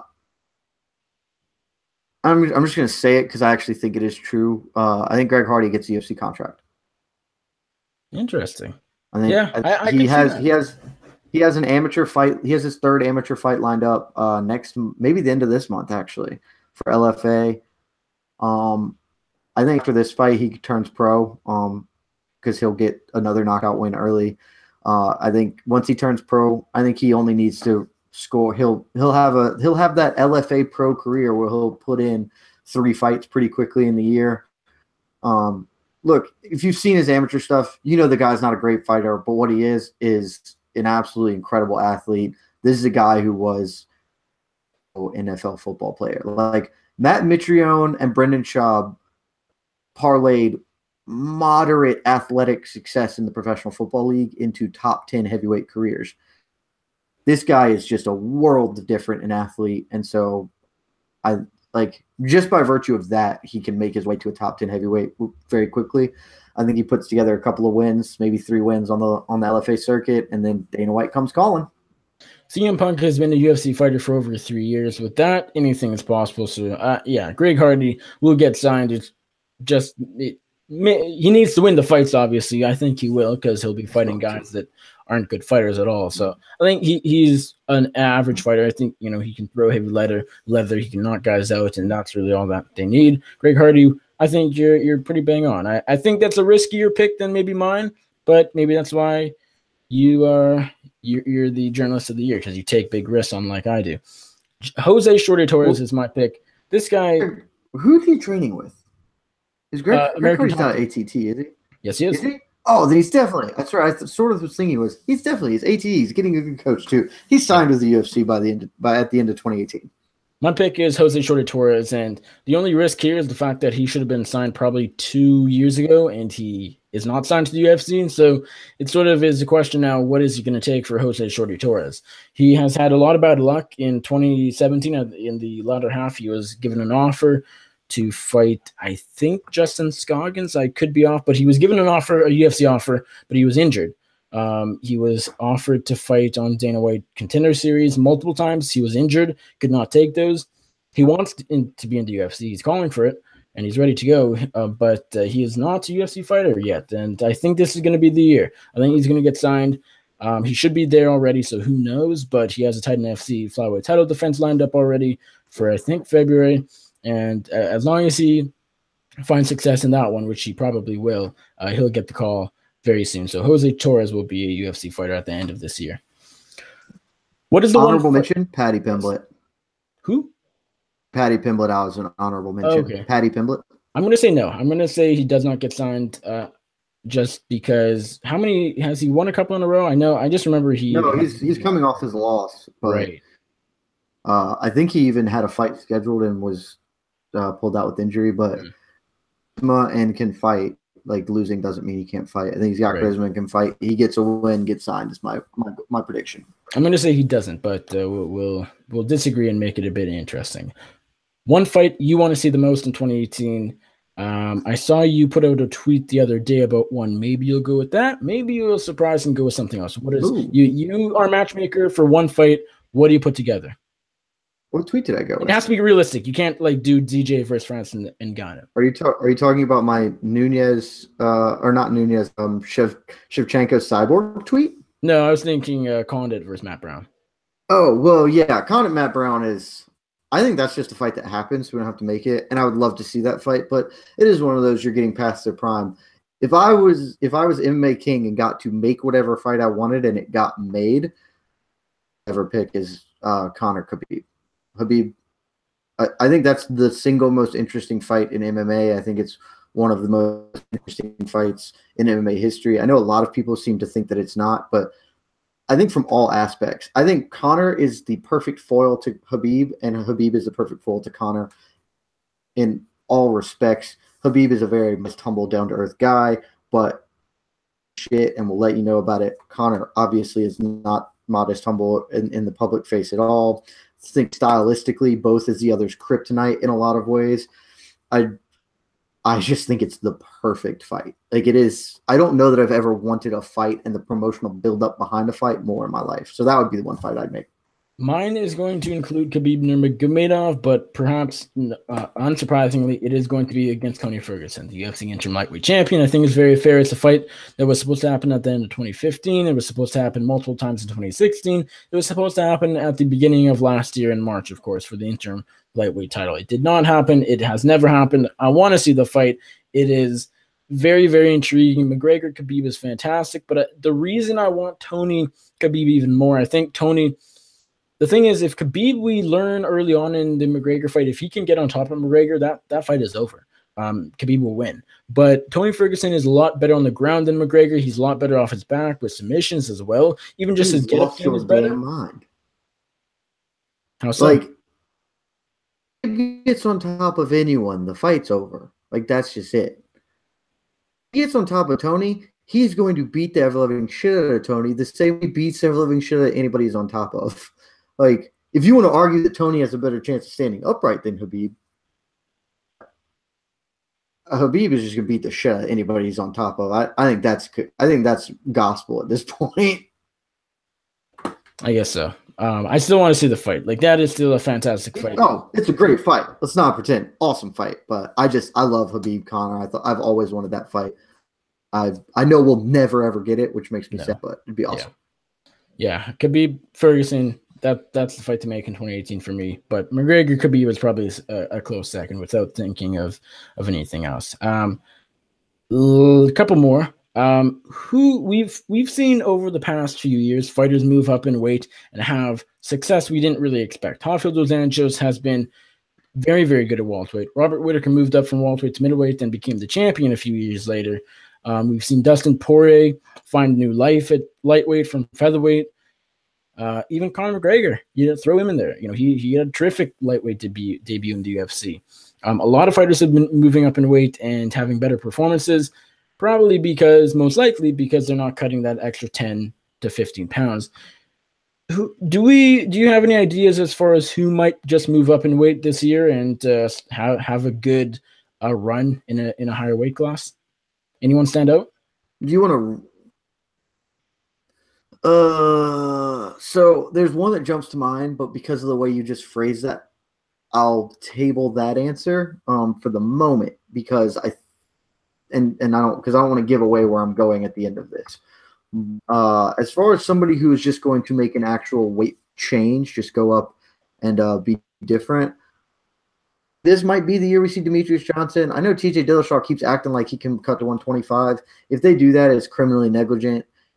And it's stupid because of the two men in that contest, Demetrius Johnson is the one who deserves the chance to fight for a second belt, not TJ Dillashaw, who actually defended a bantamweight title in case we were fucking forgetting. So I hope that if they do, they seem like they are kind of built on making that fight. I hope if they do, it's DJ moving up, and then I think DJ gets the belt, and then so that he gets to have a run. And so, but I'll tell you, I think Conor's going to move up to fight George St. Pierre welterweight. Does that count? I guess. if that doesn't count, I'll tell you what. Let's get a little bit fusty with it. I think Joanna Jędrzejczyk is going to make the move up to flyweight. It's kind of abandoned strawweight. Even though she doesn't have to, but she has talked often about the cuts kind of hard on her. I think the loss might be a good catalyst, and flyweight has to look like a tasty division to her because she would beat the absolute shit out of every single person in those rankings right now. It would not be close to being close. So I think she's going to make the move up and have a good sustained couple of wins, not just a win. I think she can get a couple in her. Yeah, I mean, Joanna Jędrzejczyk is a fantastic pick. She will. I think she'll move up, and we'll talk about this a little bit more in a bit. I think she'll move up to flyweight and have even more success than she had in the strawweight division minus the Rhodes fight. I'm going to go with Luke Rockhold. I think this is going to be the year where Luke Rockhold finally moves up in weight. People have been talking about it for many, many years. The guy is a huge 185er. I don't think he'll win the title against Robert Whittaker in February, I believe it is. Yeah, February. Yeah, if February. He does, then I think my prediction would change. I think he'd stay at middleweight, obviously, to defend the title until he would lose it again whenever that might happen. But if he loses to Robert Whitaker, which I think is going to happen, I think we see a move up to 205. I think this sort of happens sort of when Daniel Cormier goes away. Maybe he'll move up to heavyweight. Maybe he'll retire. I think that all sort of all line up pretty evenly at the same time. And I think eventually Luke Rockhold finds his way to 205, simply because 205 is the worst division than 185. We've talked about it multiple times. The higher division you go, heavier weight, the worst division. So I think Luke Rockhold. I don't want it to be Rockhold. I almost said it, but I know it won't happen because I know he won't do it. Chris Weidman, he's built for 205. Like, that's his division. He would do great there, and it's super stupid that he doesn't jump up. But I like where your head's at with Rockhold. Alrighty. Okay. Promotion that has the best year besides the UFC. Basically, promotion of the year for 2018, but you can't say the UFC. And not maybe that's not this might be sort of like the fighter of the year, but a promotion that has a great year. Like, for example, maybe the PFL turns out to be the biggest success story in MMA history. Does that we don't need examples. I know how this works. The promotion of the year that's not the UFC, a promotion that's going to have a great year. I think your choice is fine. You know I love your choice. It speaks to my heart in a very, very real way. I think Bellator is going to have a sensational year. I think the heavyweight tournament looks to be a great idea, and nobody's talking about it, but there's a very, very, very real possibility of the Lima McDonald fight is actually the best welterweight on the planet. That is a very real thing. I think no one will say it, but Rory McDonald has a clear win over Tyron Woodley. I know he also has a clear loss to Wonderboy Thompson, but I frankly think that if he fought Woodley again, that fight goes the same way. I think that's just sort of a styles make fights, rock, paper, scissors going on there. I think if Lima gets the win, I mean, if he knocks out Rory McDonald, I'm happy calling him the best welterweight on the planet, or at least having him co-best welterweight with Tyron Woodley, who's also a great fighter, but like, I think that's very fair. So with you factor that in mind with the heavyweight division, they keep picking up UFC cast-off talent. That they're just UFC's letting a lot of really talented fighters go away. I think they're going to have a great year in 2018. I think Bellator is going to have a solid year. Their heavyweight tournament, as you talked about, will definitely kick things off in a big way. And I think just more and more fighters will go over to the UFC or to Bellator from the UFC. I think Cub Swanson might be next. We didn't make this a prediction, but a fighter that jumps from the UFC to Bellator or another organization, I think Cub Swanson might just be my front runner pick. Maybe it won't happen. But I say that because Dana White said he wants Swanson, but he also said the same thing about Gegard Mousasi, and look where Gegard is. So I think Swanson might just make that jump. But my pick for the promotion that's going to have the best year besides the UFC is Rizin FF, the Rizin Fighting Federation. I think they're going to have a terrific 2018. I think they're having more shows than ever in 2018, or at least that's the plan. I think we're looking at 6, so on average, 1 every 2 months. That's more, I think, than any other year of their existence. That's a good increase. I think the fact that they're doing a show in North America, or planning to anyways, will definitely help. But I think eventually they might have Wanderlei versus Mirko happen.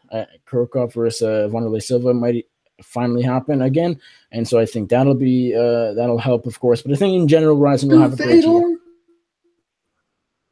Versus Wanderlei, it's the only fight anybody should have been making for the last 2 years.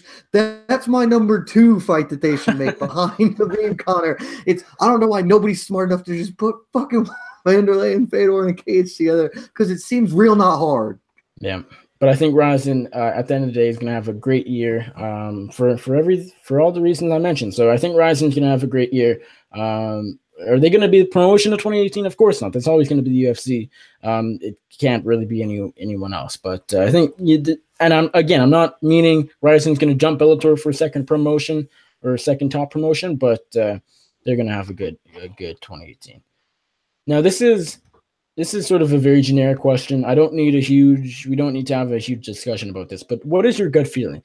Is 2018 for the UFC a good or bad year? Basically 2014 was a bad year. 2015, 2016 were very good years for UFC. 2017 a bit down again. Is 2018 a good or bad year? I think it's good for the pundits.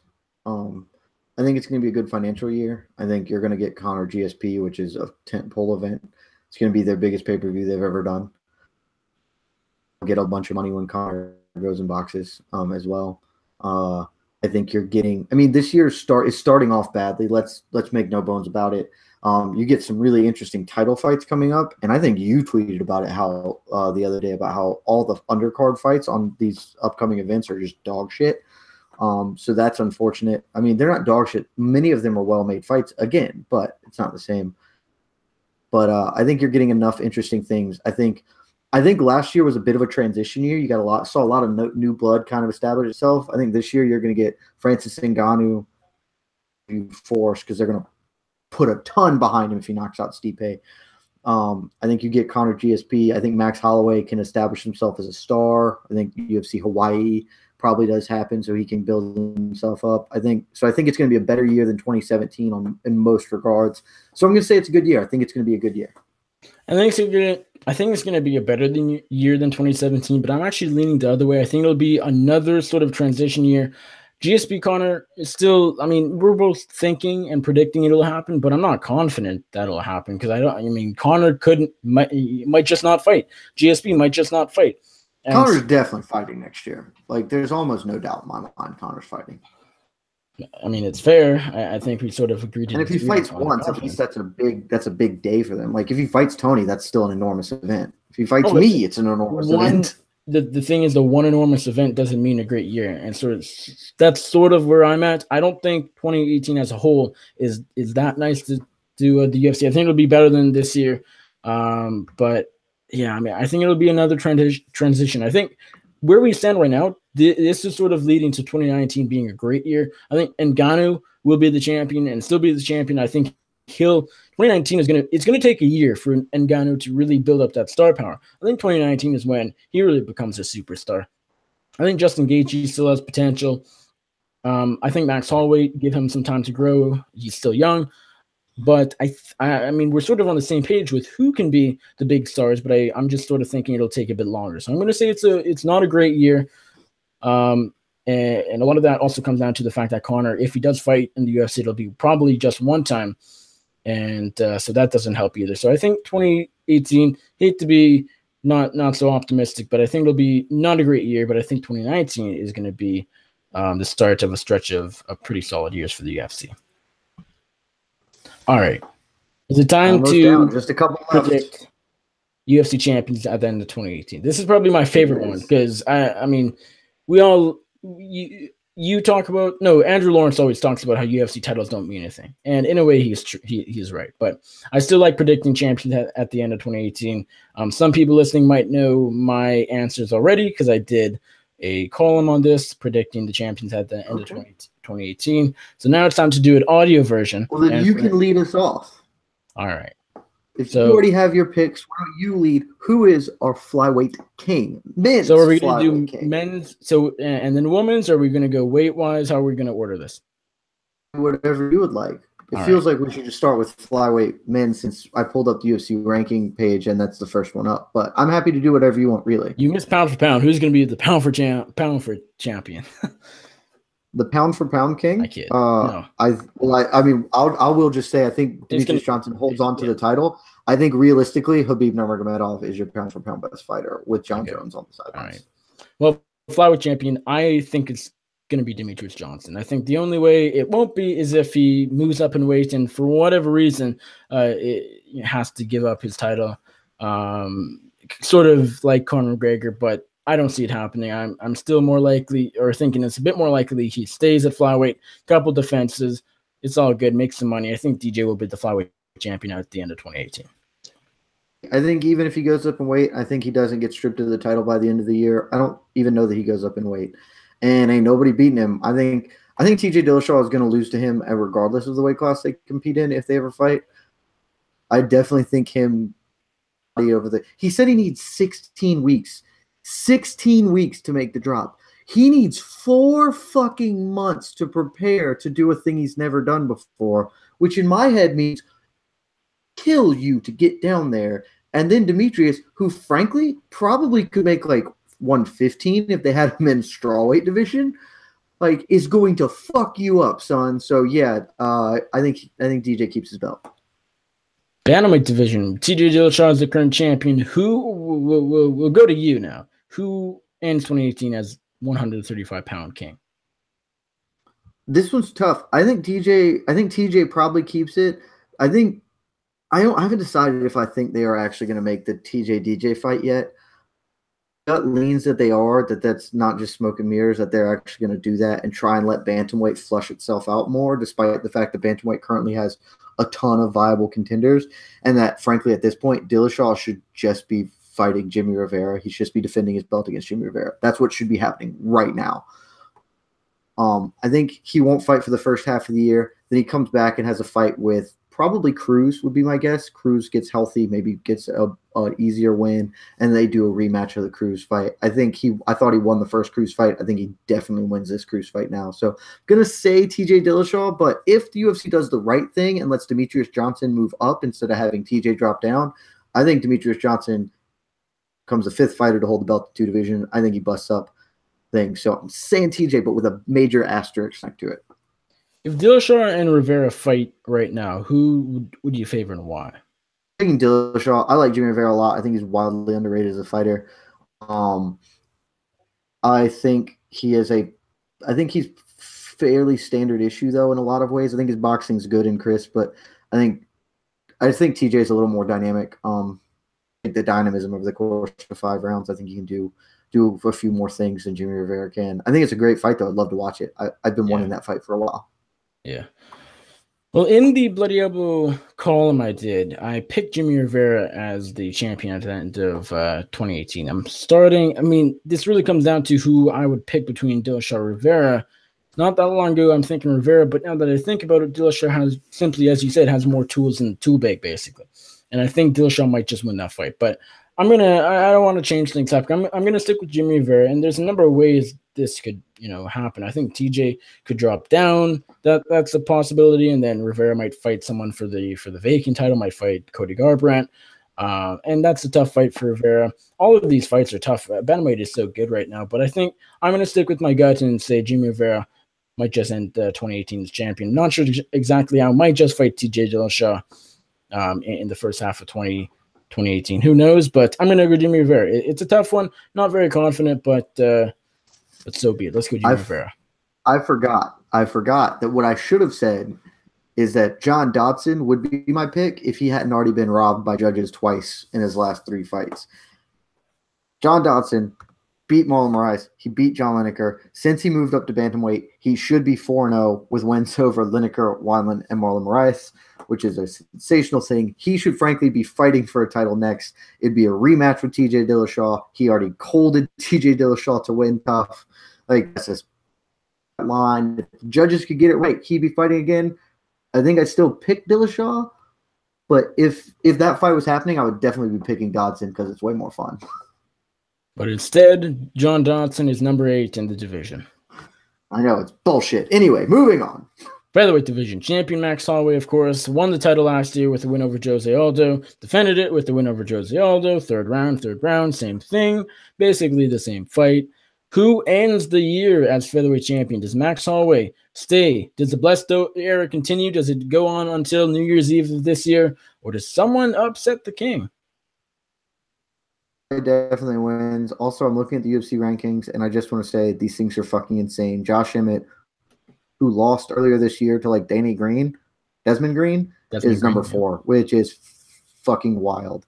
So yeah, nobody's beating Max Holloway in that division for the next probably 2 years. This is a bit of a surprise. I'm going Brian Ortega. I will favor Brian Ortega. He's got as good a chance as anyone. Yep, I think Brian Ortega has the best chance against Max Holloway. Is it a close fight? Absolutely. Is it a confident pick? No. But I think Brian Ortega might just have what it takes to beat Max Holloway. You basically never pick him, and you are pretty much always wrong. And that's the story with a lot of people. Just because Brian Ortega has his flaws, he doesn't start, early on. He takes a while to warm up. He's not the best on the feet, but I think he's getting better. And I think if the fight hits the ground, he's probably tapping out Max Holloway. So I think that's a very close fight. I would ever so slightly favor Ortega. And it pains me to say that because it seems like Max Holloway will go on a run for the ages, and it could happen, but I'll go Brian Ortega to mix things up a little bit. Lightweight, of course, Conor McGregor, the notorious one, is the champion right now. It's sort of the situation where time is running up, or out, I should say. Conor McGregor has been the champion since November 2016 when he TKO'd Eddie Alvarez. He has not fought since then. Does Conor McGregor hold on to the title for yet another calendar year, or does the UFC do something right and strip him and maybe do Khabib Tony? Who ends the year as lightweight champion? I think the UFC is going to strip him. I don't feel confident in that at all. Wait, such a fuck up thing. I think Khabib beats the shit out of Tony. I feel actually pretty confident in it. I know a lot of people think I'm insane. I think Tony's a way easier fight for Khabib than Conor is. Kevin Lee beat the fuck out of Tony. And then he got really gassed, and then Tony tapped him. Khabib is going to beat the fuck out of Tony in the same way. He's not going to get gassed, and he's not going to get tapped. Like, to me, it seems real simple. I think Khabib's your best lightweight at the end of the year. I just don't know if the UFC is going to strip him. I think Khabib will own an interim title at least. I think the UFC is going to strip Conor because I think they're going to do Conor GSP. And so if they do that, I think they'll be forced into stripping and really give a shit. Tony will be for your actual lightweight title. That's my prediction. So Khabib is your lightweight champion at the end of the year. Always the most interesting and diverse division. I agree completely. Khabib Nurmagomedov will end the year as lightweight champion. The only, as you said, the only thing that starts to make me think otherwise is simply because Conor McGregor, does he get stripped or does he not? And it comes down to that. I think he will. I think his time will run out. I think he'll go on to fight GSP as we talked about earlier, and I think Tony versus Khabib will happen for the real title for the undisputed belt, and I think Khabib will win that fight. So Khabib Nurmagomedov will finally be UFC lightweight champion at the end of 2018. 2018 will be the year of the Eagle. Welterweight, Tyron Woodley is the champion. The chosen one is at the top of the division. We have a lot of contenders on the come-up. Kamaru Usman, dare I say, Colby Covington. RDA has made a name for himself at 170. Darren Till, Santiago Ponzinibbio. Murderers Row in the top 10 at welterweight right now. Does Tyron Woodley end the year as champion? I'm sorry, did I cut out or did you? I don't know. Okay, we're good. We're back. That's fine. As long as we're back. Okay. Welterweight. As far as welterweight, I think Douglas Lima is going to be the best welterweight at the end of the year. I think he is going to actually knock out Rory McDonald. Obviously, he's going to be Bellator. That's not going to change. I think RDA does get a title shot. I think RDA beats Tyron Woodley. This could be one of my things. You know, you mentioned how I've always picked against Brian Ortega. I frequently pick against Tyron Woodley because he's an extremely exploitable fighter if you know how to do it. I think RDA knows how to do it and can get it done. So maybe Woodley keeps. Won't be super shocked if he does, but give me Rafael dos Anjos.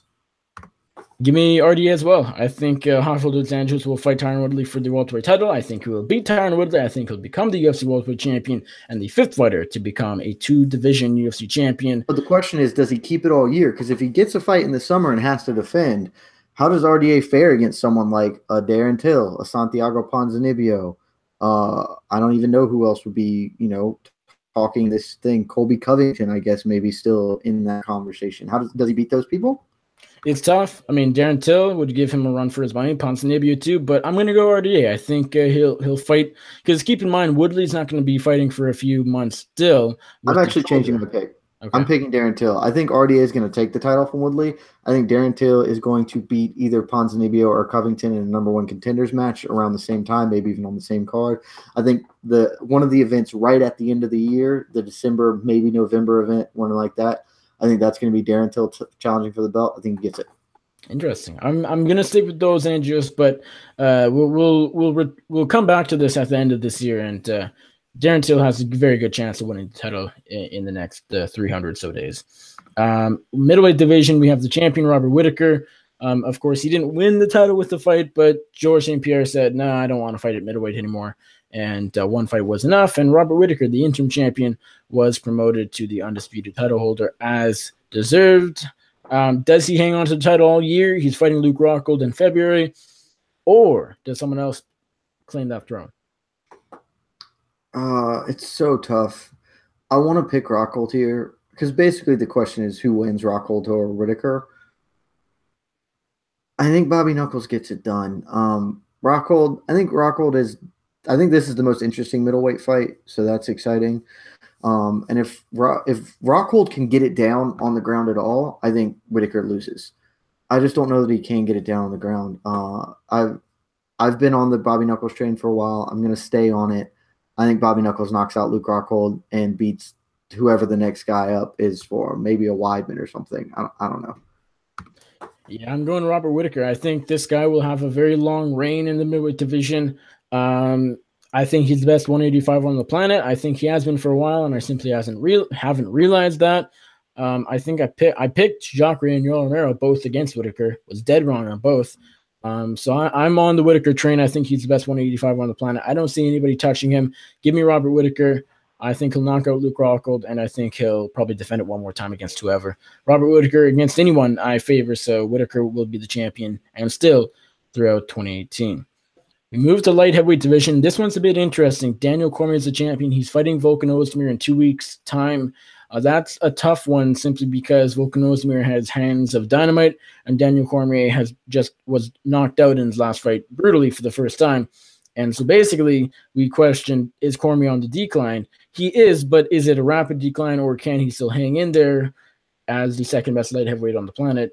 Yes or no? Does Daniel Cormier remain the light heavyweight champion for the next year? No, he does not. I don't think Volkan Ozdemir gets it done. I think he's going to handle things very quickly there. I think after the Ozdemir fight, I think somewhere in the summertime, he is going to rematch Alexander Gustafsson. I think Gustafsson's going to take him this time. Interesting. I'm going to go Daniel Cormier, remaining the light heavyweight champion all year. I think he beats Gustafsson. I think he'll beat Volkan Ozdemir in 2 weeks. I think that could be a tough fight. I think he'll beat Gustafsson again, but that's a very close fight, and Gustafsson could beat him. But I'm going DC. I think he's definitely on the way down. I think he's on the way out. I think he'll retire within about a year or so from now. But I think that's far enough away to stay the champion. It's sort of a tough one because the Gustafsson fight could go differently, but I think Cormier has enough what it takes to stay the champion. So Daniel Cormier will be the champion at the end of this year. Not very confident. Hey, if Volkan Ozdemir knocks him out in 2 weeks, I really won't be all that surprised. So Daniel Cormier will be the champion, but who knows? Last for the men's divisions, we got, we sort of covered this already. Heavyweight, Stipe Miocic is the champion. In 2 weeks, he fights Francis Ngannou, and that might not go so well for him. Francis Ngannou, I'm taking him to beat Stipe. We already talked about it earlier. I think he's going to reign for at least a couple of years and become the GOAT. Same here. Francis Ngannou will be the champion in 2 weeks, and I think that will go all the way to 2018 and beyond. Francis Ngannou is my pick. We move on to the 4 women's divisions, or kind of 3.5, because I don't even know if women's featherweight counts, but we'll start out with the strawweight division champion, Rose Namajunas. This is an interesting one, because do they do Namajunas Joanna Jędrzejczyk too? Maybe. But does Joanna move up before, that rematch? Even if Joanna wins? Maybe. Who walks away with the strawweight champion at the end of 2018? I think Jessica Andrade is your strawweight champion at the end of 2018.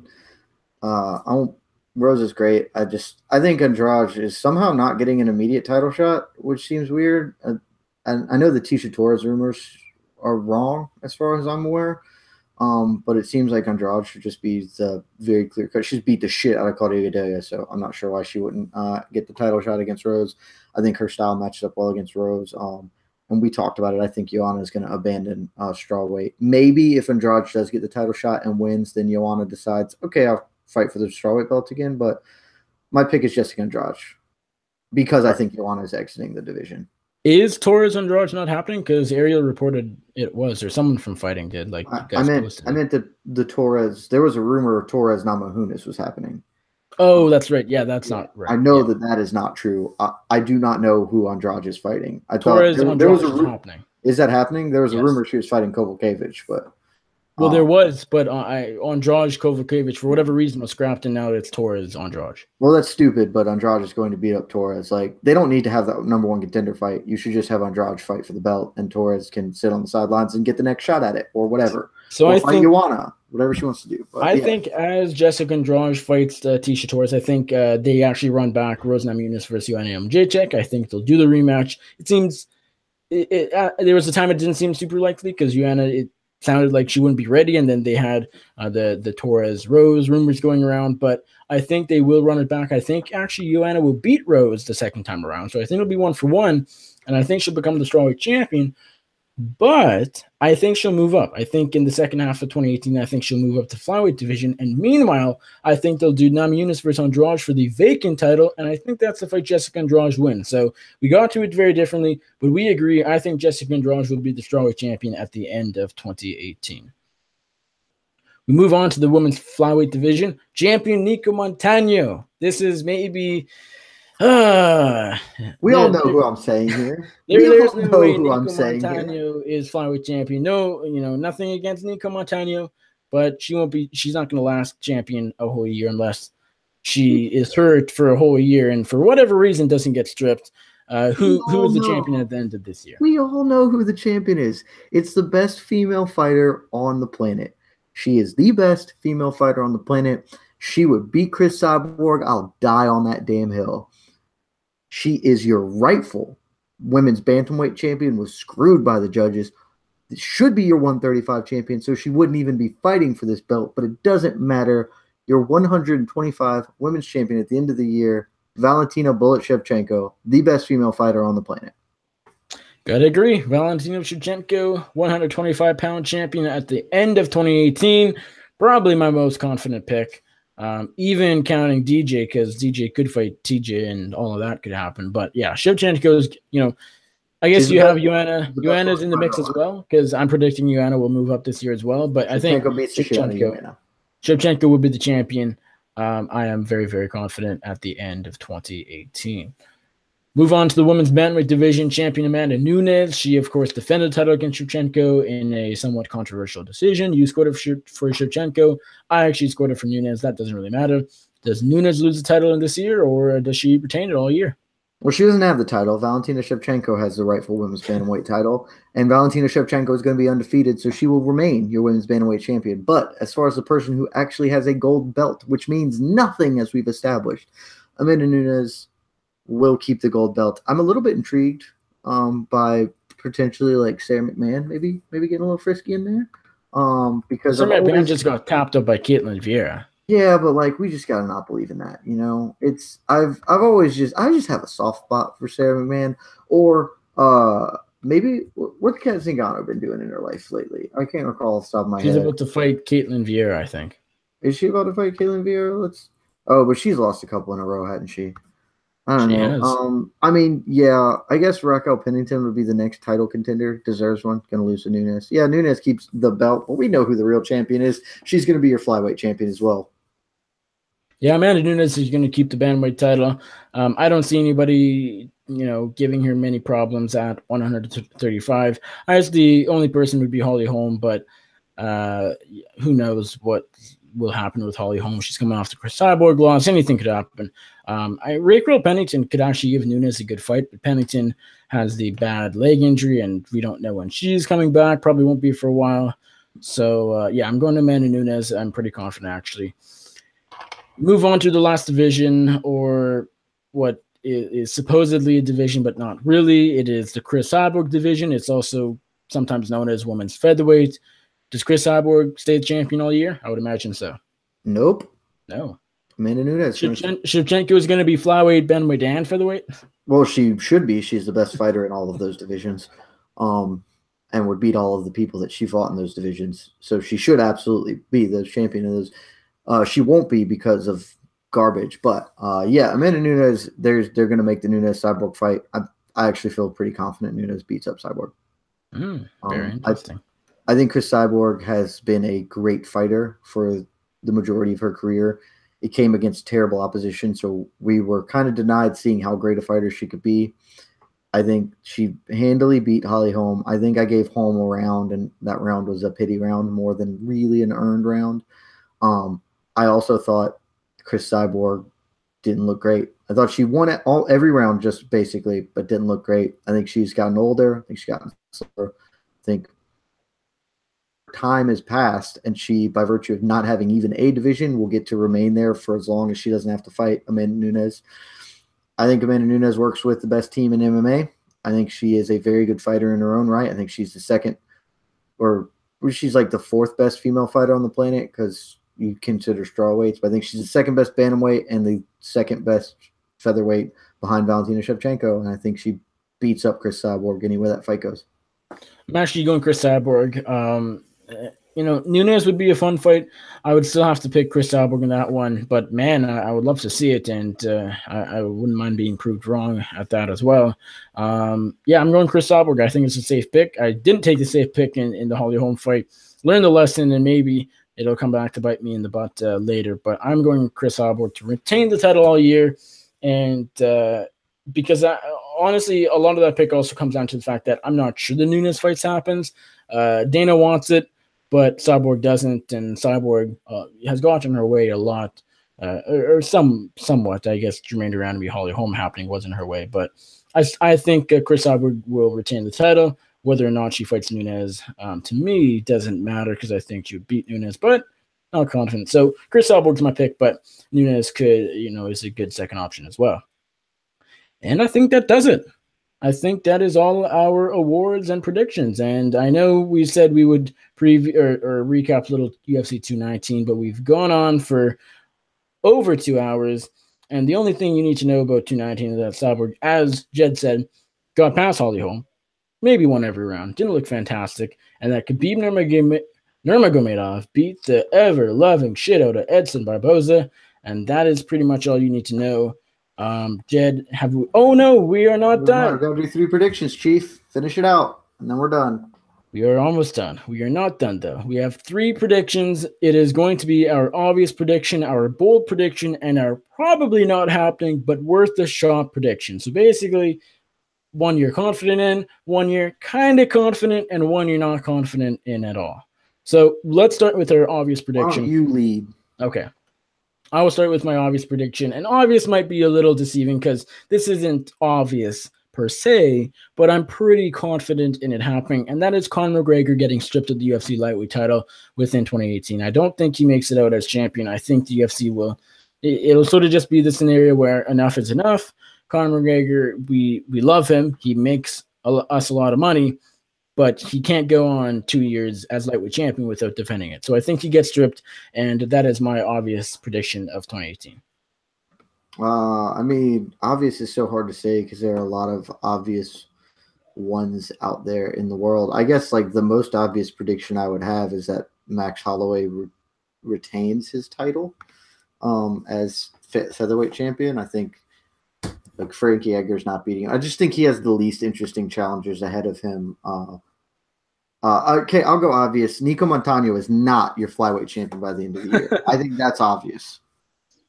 It definitely is. Okay, our bold prediction. My bold prediction is that Daniel Cormier will move up to the heavyweight division. The weight cut as he gets older is getting tougher. We saw that when he fought Anthony Rumble Johnson. The towel thing, he made weight against John Jones in the rematch in July, but in general, the weight cut is getting tougher.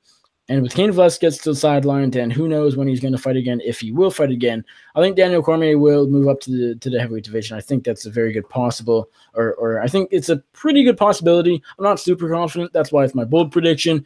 And let's be honest, who would want anything when it comes to Francis Ngannou? Francis Ngannou is going to be the heavyweight champion. And as I think about it, Cormier, I'm picking him to retain the 205-pound belt, and him moving up would basically mean he's fighting Ngannou. And now that I think about it, maybe he doesn't want any of that, and I don't blame him. But I'm still sticking to it. I think there's a good chance Cormier moves up to heavyweight before he retires.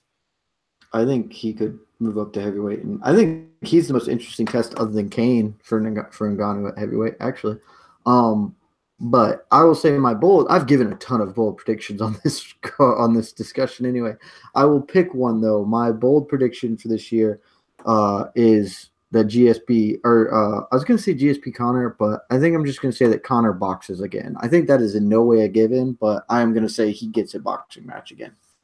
Yeah, I think that's a good one as well. My probably not happening, but worth a shot prediction is actually one that you sounded slightly more confident in than I did, but that is that the UFC finally books its first show in Hawaii. I think now is the time.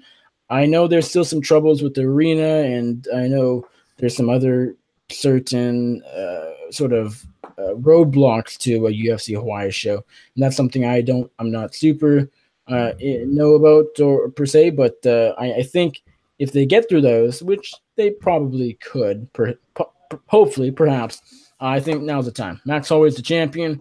I mean, I would love to see like a Holloway Edgar fight or a Holloway Ortega fight in Hawaii. I think that'd be fantastic.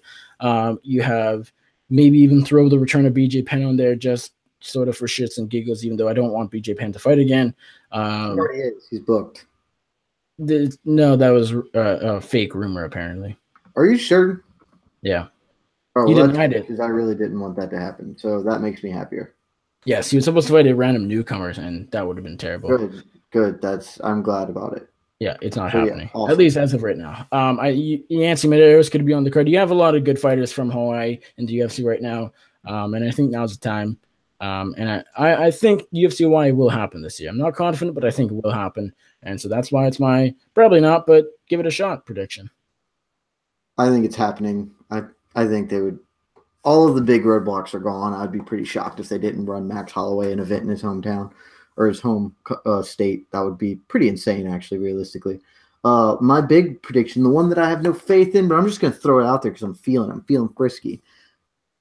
The UFC going to open up a women's 105-pound division. Why do you say that? I just think so. I mean, I think there's they have 105 has more talent than the featherweight division. I already threw out a bunch of stuff, so I was trying to think of something different, something more exciting or whatever. And I just there's enough atomweight talent out there you can poach from other places. I think they can try and spearhead that division, maybe with Michelle Waterson. Any of those people or whatever. Ayaka Hamasaki, I don't know what she's doing these days. Didn't she? I think she bailed on the Invicta atomweight belt and moved up maybe. But they've got enough talent. Invicta built a solid division. You can poach from Japan and stuff. And I just think they're going to keep trying to open up divisions because they want to keep having fights they can put in main event spots, and a belt makes it seem like they can. So I'm just going to go on a limb and say they will try to open up 105. Alrighty. I think that does it. Are we done? I think so. Okay. Well, that is it. As I said, we were supposed to do UFC 219 recap. We've gone on for quite a while, so we are not going to do that. As I said, UFC 219 recap. Chris Cyborg beat Holly Holm. It wasn't that exciting, but she blanked her. Holly Holm still looked very good. Chris Cyborg won the toughest fight of her career. Khabib Nurmagomedov reminded everyone he's the best lightweight, has been the best lightweight on the planet for the last 3 years, beat the ever-loving shit out of Edson Barboza, and no one cares about the rest. I honestly can't even tell you off the top of my head what else happened on that card. Dan Hooker topped up Mark Chikasi, but no one cares. Yep. Yeah, all right. Cares. It was a lot of decisions and an awful event to watch, but for Khabib beating the shit. There is such a trend where when I'm away for a card, and I watched half of the card, when I'm not watching the full card, at home on the couch, they end up being terrible cards. Well, look at you. I know. That's because when I every time I'm like, man, this card's gonna be awesome. My friend should watch it because Khabib's fighting, then Khabib's awesome, but everything else is fucking dog shit. So that fight card was terrible. Alrighty, episode 144 of the MMA Circus is in the books. Thank you all for watching. We really do appreciate it. Jed, appreciate you stepping up as guest co-host. Remind everybody, if they aren't already following you and know where your work is, remind them where that is, where they can find you on Twitter and everything else. When you're the MMA Journalist of the Year, you have to step up on short notice to help out a friend. And you can find my award-winning journalism at MMAfighting.com every single day, except for on Tuesday. I won't have anything go up on Tuesday. Other than that, though, follow me on the Twitter machine, Jed K. Meshew. And that's it. That's all you need. I'm great. I thank you for the award, guys. The viewers voted. I know. I appreciate it.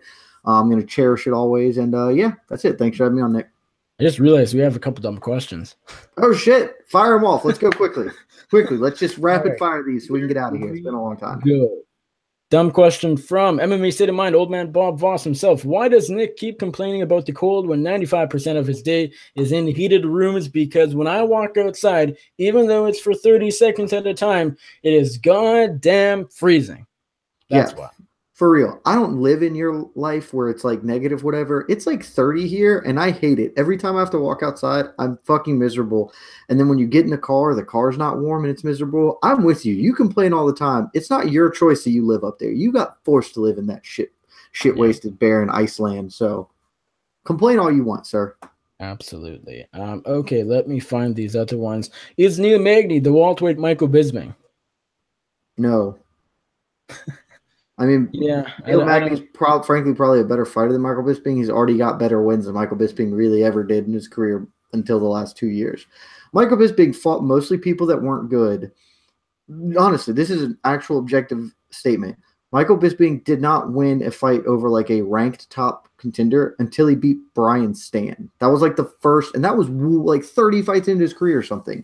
Every time he had a step up in competition, he lost. Like, that's just true. Neil Magny is at least recording good quality wins in general, but just he's not a great athlete, so he is always going to be really hampered in his division. So yeah, Neil Magny's a better fighter than Michael Bisping ever was. All right. Last but not least, at @depressed_MMA, that's the eat ass Saturday guy that everybody hates and got suspended on Twitter. He says Dana White versus Prime Bob Arum in a jiu-jitsu match. Whom wins? Yeah, I'm going to say Dana White because I think he at least knows what jiu-jitsu is. Yeah. I'm not 100% confident Dana does, but I think that he does. I think it'll sort of be like fat Dana White sitting on top of Bob Arum, and it's hard to picture Bob Arum like in his prime because that was so long ago. But yeah, I think Dana White probably takes that one. I mean, Bob Arum doesn't know anything about jiu-jitsu. If you've ever seen anybody fight that knows nothing about ground fighting, it is miraculously bad. So yeah, Dana White. Yep. All right. Well, now that is it for episode 1. Twitter, Jed Meshew. I'm out.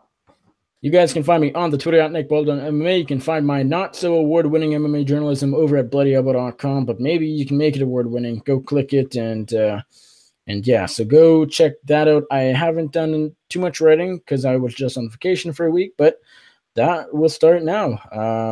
Bit of a busy week, but I will do some writing, of course. And if you didn't listen to this podcast in completely and you missed our predictions for 2018 UFC champions, go check out that column I did. It was about 2,000 words. Go check that out. You can find the MMA Circus on iTunes, Stitcher, Pocket Cast, Google Play, SoundCloud, TuneIn, Player FM, Overcast, Podcast Addict, and I think that's about it. Go rate us, rate us, review, subscribe. You can like give us a thumbs down. Give us a thumbs up down there. What, either down there or down there. Don't remember. I can barely talk. It's been too long. Just like everything and yeah, do all that. We appreciate it. Thank you all for watching. We appreciate it. For Jed Meshew, my name's Nick Baldwin, and we're out.